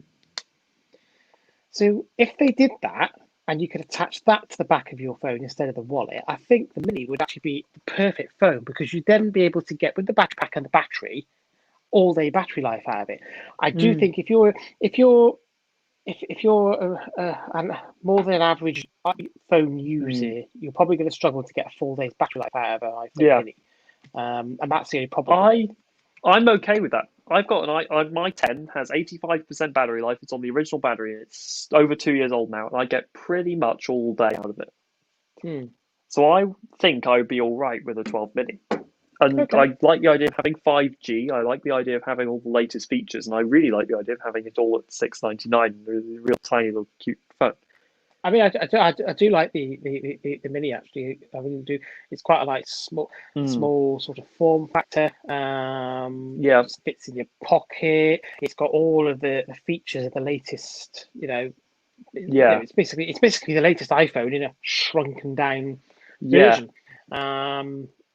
And it probably is out of, even though I don't own it, it probably is my favorite iPhone that was released this year out of the four models. Um, Then I mean, my third is I've got the actually 12 Pro, but if I'm going to pick a third, I'm going to go on Sean's lines, but actually more boring than Sean, and not from Apple. But it's not a device that was necessarily released in 20. I probably have a version of it, but my device, I just got it in 2020, and I appreciate it every day. And that is, I'll reach over for an example from a bit older than 2020. I was having some problems with storing things on hard drives. I bought an 8 terabyte hard drive. This is so dull, but all I will say is having all of your files from a duplicate of all the files on the cloud and on a hard drive at home is so incredibly useful. And I think it because it's so much faster to access, and also like a grab and go drive that's got an archive of everything you have is quite handy to hand. And backing up all your pictures is always a great idea. I think it deserves a mention on our tech that you should have a backup of your files, whether it be on the cloud, be it on a hard drive like this one, but you should have a backup on site and off site of your files. It's very important, and good it idea. probably deserves a mention. Oh, someone's just died. One of my Oh, AirPods. who? Oh, your AirPods. Yeah. My AirPods are at 10%. My other one is still working. Ooh. Is that your So left one?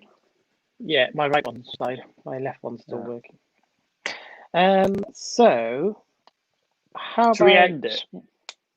Well, I was Oh, about to just touch on what product we're most looking forward to in yes, 2021. yes. And then we can end it. And Mm. I was going to say, much like your M1 MacBook Air, I'm most looking forward to an Apple Silicon MacBook Pro 16-inch. Now I won't say M1 because it's probably going to be an M1X or an M2 or something in those models. So, but yeah, that's what I'm looking for. I am buying one. So to replace my current 15-inch MacBook, which is a 2017 model, so it'll be 4 years old this year. Yeah. I will be buying one. So I'm hoping to see them. I'm hoping to see that around hopefully late spring, early summer. I'm hoping to see that drop, and that's what I'm looking forward to this year. That's my Apple product of the year to buy. Okay. How about you? Next year Apple product. What am I looking forward Well, to? it doesn't necessarily have to be Apple. It could be something else, Yeah, techie wise. buying Sean's offcasts at low price. You don't want my. You won't want my. I mean, this will be when the 16-inch drops. This will be for sale. But then you've got a 14-inch Yeah, version from the same year, so it's probably really yeah. not what's the point. I don't like the big ones, I'm afraid. I only like I used to have a 15-inch. I moved to 13. I've never looked back. I would only ever go for a 13-inch Pro because it fits in my camera bag so much nicer than a big 16 doesn't actually I fit, and I don't want mean, to buy a new one because yeah, it's small, I good size. may well be tempted, depending on Mm. what gets announced for The 4-port the upper 13. the upper spec 4 Yeah, 13. I will wait and and now see, but yes, and not to spoil anything, but so am I. yeah. I'm reserving judgment. So at the moment, I'm still going to say 16 Yes. inch one, but Hmm. I might change my mind. It depends on what Yeah. happens.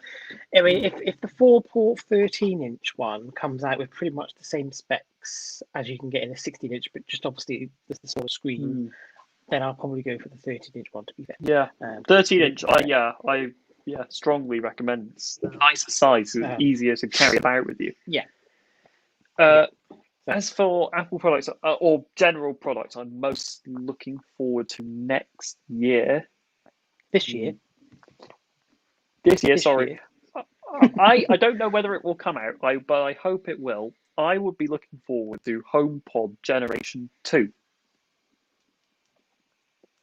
Full on, like a full on HomePod that's just sounds better, bigger size, and maybe with a higher spec than an A8. Maybe they seem to be throwing what uh, A12s around these there days. is, yeah, there is, That'd be pretty cool to see. yeah, there is various rumours going around that that is on its way. Mm. Oh, And the I other would, product I would like to see is, and it will never happen, but I'd love to see it. I want them to release for £50 ish. I want them to use HomePod. Okay, so I'm going to have to describe it. So it's a HomePod without a speaker. So you would have like a 3.5 mil jack, and they will never release this device, but I want one. They will release it, so it'll have like a 3.5 mil jack. You just plug it into your existing hi-fi like surround sound system, and you get full HomePod functionality on that system. So it might have like an optical out, so you can have full 7.1 surround sound. It would stream, but it would have the high quality audio functions of the HomePod and it would have like a good processor, maybe like the Apple S5, so it can do processor audio thingies. But it would work with your existing speakers because that would be really helpful to me. But they will never make it. there is one other thing that I'm hoping for this year from Apple, and that Hmm. is an Apple TV stick. Oh yes, yes, yes, Similar to the Amazon Fire Stick and yeah, the Roku sticks and yeah, stuff like that. So rather than the yeah. actual Apple TV box, now there is rumours that there's a new Apple TV box coming with the remote and everything. Hmm. Now I'm hoping that alongside that they launch a stick for, I don't know, uh, say 50, 60 quid or something like that. I Yeah, think yeah. retail price. Um, Now, there are some people that have poo-pooed the idea, oh, Apple will never do that. However, I don't know, I think they might do because it's a cheap, Hmm. I mean, they are really now focusing on services, especially Apple TV, Yeah. Apple TV Plus and stuff like that. And that is a relatively cheap way of getting Apple TV Plus Hmm. onto a lot of people's televisions. Yeah. I mean, I know that you can now get it. They've done deals with Samsung and Huawei and a few others that you can get, Mm. and LG, I think it is. But it's only on the more modern TVs that you Yeah. buy today, the brand new ones. It's not on existing Yeah. TVs. You can get Amazon Um, on Fire Sticks. You can get Apple TV Plus as well. yeah, But yeah, I yeah, think it's not just that. It's you got your iCloud services that you can be accessed, like your yeah, iCloud Photos on your Apple TV. mm, You've got Fitness Plus on your Apple TV. yeah, You've got exactly, all these. exactly. It's like a big gateway to all these Apple services. Yeah, And I totally agree. That'd be I awesome to mean, see. What I just think processor would they use in that? you wouldn't need a S massively strong processor, though, would S6. you? Yeah, Would you be able to maybe. use the S6 from the Apple Watch or the I think. S5 even? Yeah. I mean, I think the only issue that it would have is probably arcade, Yeah, but because but but that would be the but upgrade, wouldn't it? yeah, having said that, what they could turn around and say is, well, if you buy the stick, you can access arcade, but you can only get these few less graphics and processory intense games. If you've got the full complement of games, then you'll need to get the big box, if you get what I mean. But in terms of showing TV and your pictures and stuff like that, you don't really need a powerful processor for stuff like that, do you? Or I mean, maybe Apple Arcade will work, but at 720p or 1080p. Yeah, and that's the sacrifice you make for paying the lower price. But yeah, I really genuinely think that. I mean, I agree. Yeah, I'd buy that definitely. Because I think a lot of people then maybe go with Apple TV in every room as well. So you maybe downstairs on your main TV, you have the proper Apple TV box, but then in all the bedrooms, you have just the stick. Yeah, I mean, my issue with the Apple TV is, I mean, what is it? It's £180, I think it is, for a decent one. I mean, you get the Apple TV HD, but that's gone. If you get to be fair, I haven't got a 4K TV in my room, so I don't need the 4K one anyway. What's the point in buying a 4K one when I haven't got a 4K TV? And a lot of so people, do you have the HD? I got a HD, yeah. I mean, having said that, it is a couple of years old now, to be fair. So is it slow though?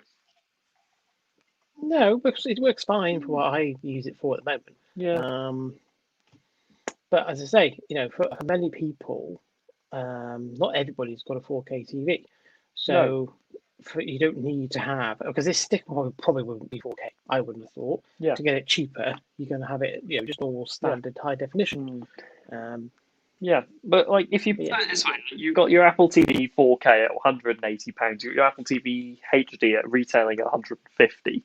I find it very hard, and I think many people do as well, to justify £150 for an Apple TV when you've got Fire Stick at what, 30 quid, 50 40 quid at the most.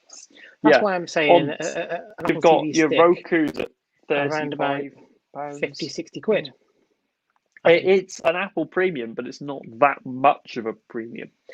Well, plus I think what they could also do with it to mitigate a little bit is for new subscribers, if you throw in a year's free Apple TV Plus as well. If you buy the stick, obviously for people like myself who's already used that, I wouldn't get that, but it would soften the blow on the extra 20-30 quid on top of a Fire Stick or a Roku stick. And to be fair, I mean, it's £5 a month for Apple TV Plus, so it works out at around about 30 quid a year anyway for it. To get what I mean? So £60 a year. Sorry, £60 a year. Yeah, so yeah. So if you wanted Apple TV Plus and you were new and you actually wanted it, it would pay for itself. It would pay for itself. Yeah. If you wanted Apple TV Plus, and that's a big thing because there's barely anything on it. There's more and more coming on it every. There's more and more coming on every day. There's more. Well, not every day. Every so often, there's more and more coming on it. But every week for £5 a month. For £5 a month, it is still not nearly the value proposition that Netflix is at 12. Okay, no. Nowhere close. But then, having said that, most of the stuff that's on Netflix you can find elsewhere. And most of the stuff that's on a lot of the stuff that's on Netflix is also back catalogue from other TV stations. But that's what people. At least, want to find that sort of thing. I want an easy, quick place to find that sort of thing. The Apple stuff. Apple TV Plus. It's all original. To be fair though, Netflix has increased their prices recently, and actually there's less on there because a lot of the originals, a lot of the the back catalogue that they've bought from the networks like BBC and NBC and all that sort of stuff, they're taking back all their stuff now because they're launching their own similar services, and they don't want it on Netflix. So, for example, BBC and ITV over here in the UK, they've got BritBox going, and then you got the likes of NBC doing their own thing and HBO doing their own thing now, whereas a lot of that stuff used to be on Netflix and it isn't so much anymore. So, although where Netflix stands out in comparison to Apple is because they've been around for so long, even with their own original content, they've got a big back catalogue of their own original stuff. But then Apple will get there eventually. Over the years, Apple will get there. So, but the problem you've got you'll probably find is Apple will push their prices up over time. So as you get more and more stuff, because they can't make money out of that being at £5 or $5 a month forever. Yeah, they can only get away with that. Yeah, they are subsidising it right now, definitely. And they will be subsidising it until they can get a decent amount of shows on there. But then Netflix always did. I mean, yeah, Netflix. They are subsidising Netflix. Yeah, Netflix lost money for years. It's only been in the last sort of 4 or 5 years that they've actually started turning a profit, but quite a big profit, because it's taken them a long time to build up their catalogue to a point where, do you get what I mean? They can begin breaking even. And they have raised their prices in recent years. I mean, I can remember Netflix when it was like $6.99 a month, and now it's like $12.99 a month or whatever it is, or $11.99. So, yeah. Right. Sounds like a good place to end it. Yeah. Well, goodbye. Yeah. Goodbye. Bye, everybody who's watching. Bye. Probably nobody, but still.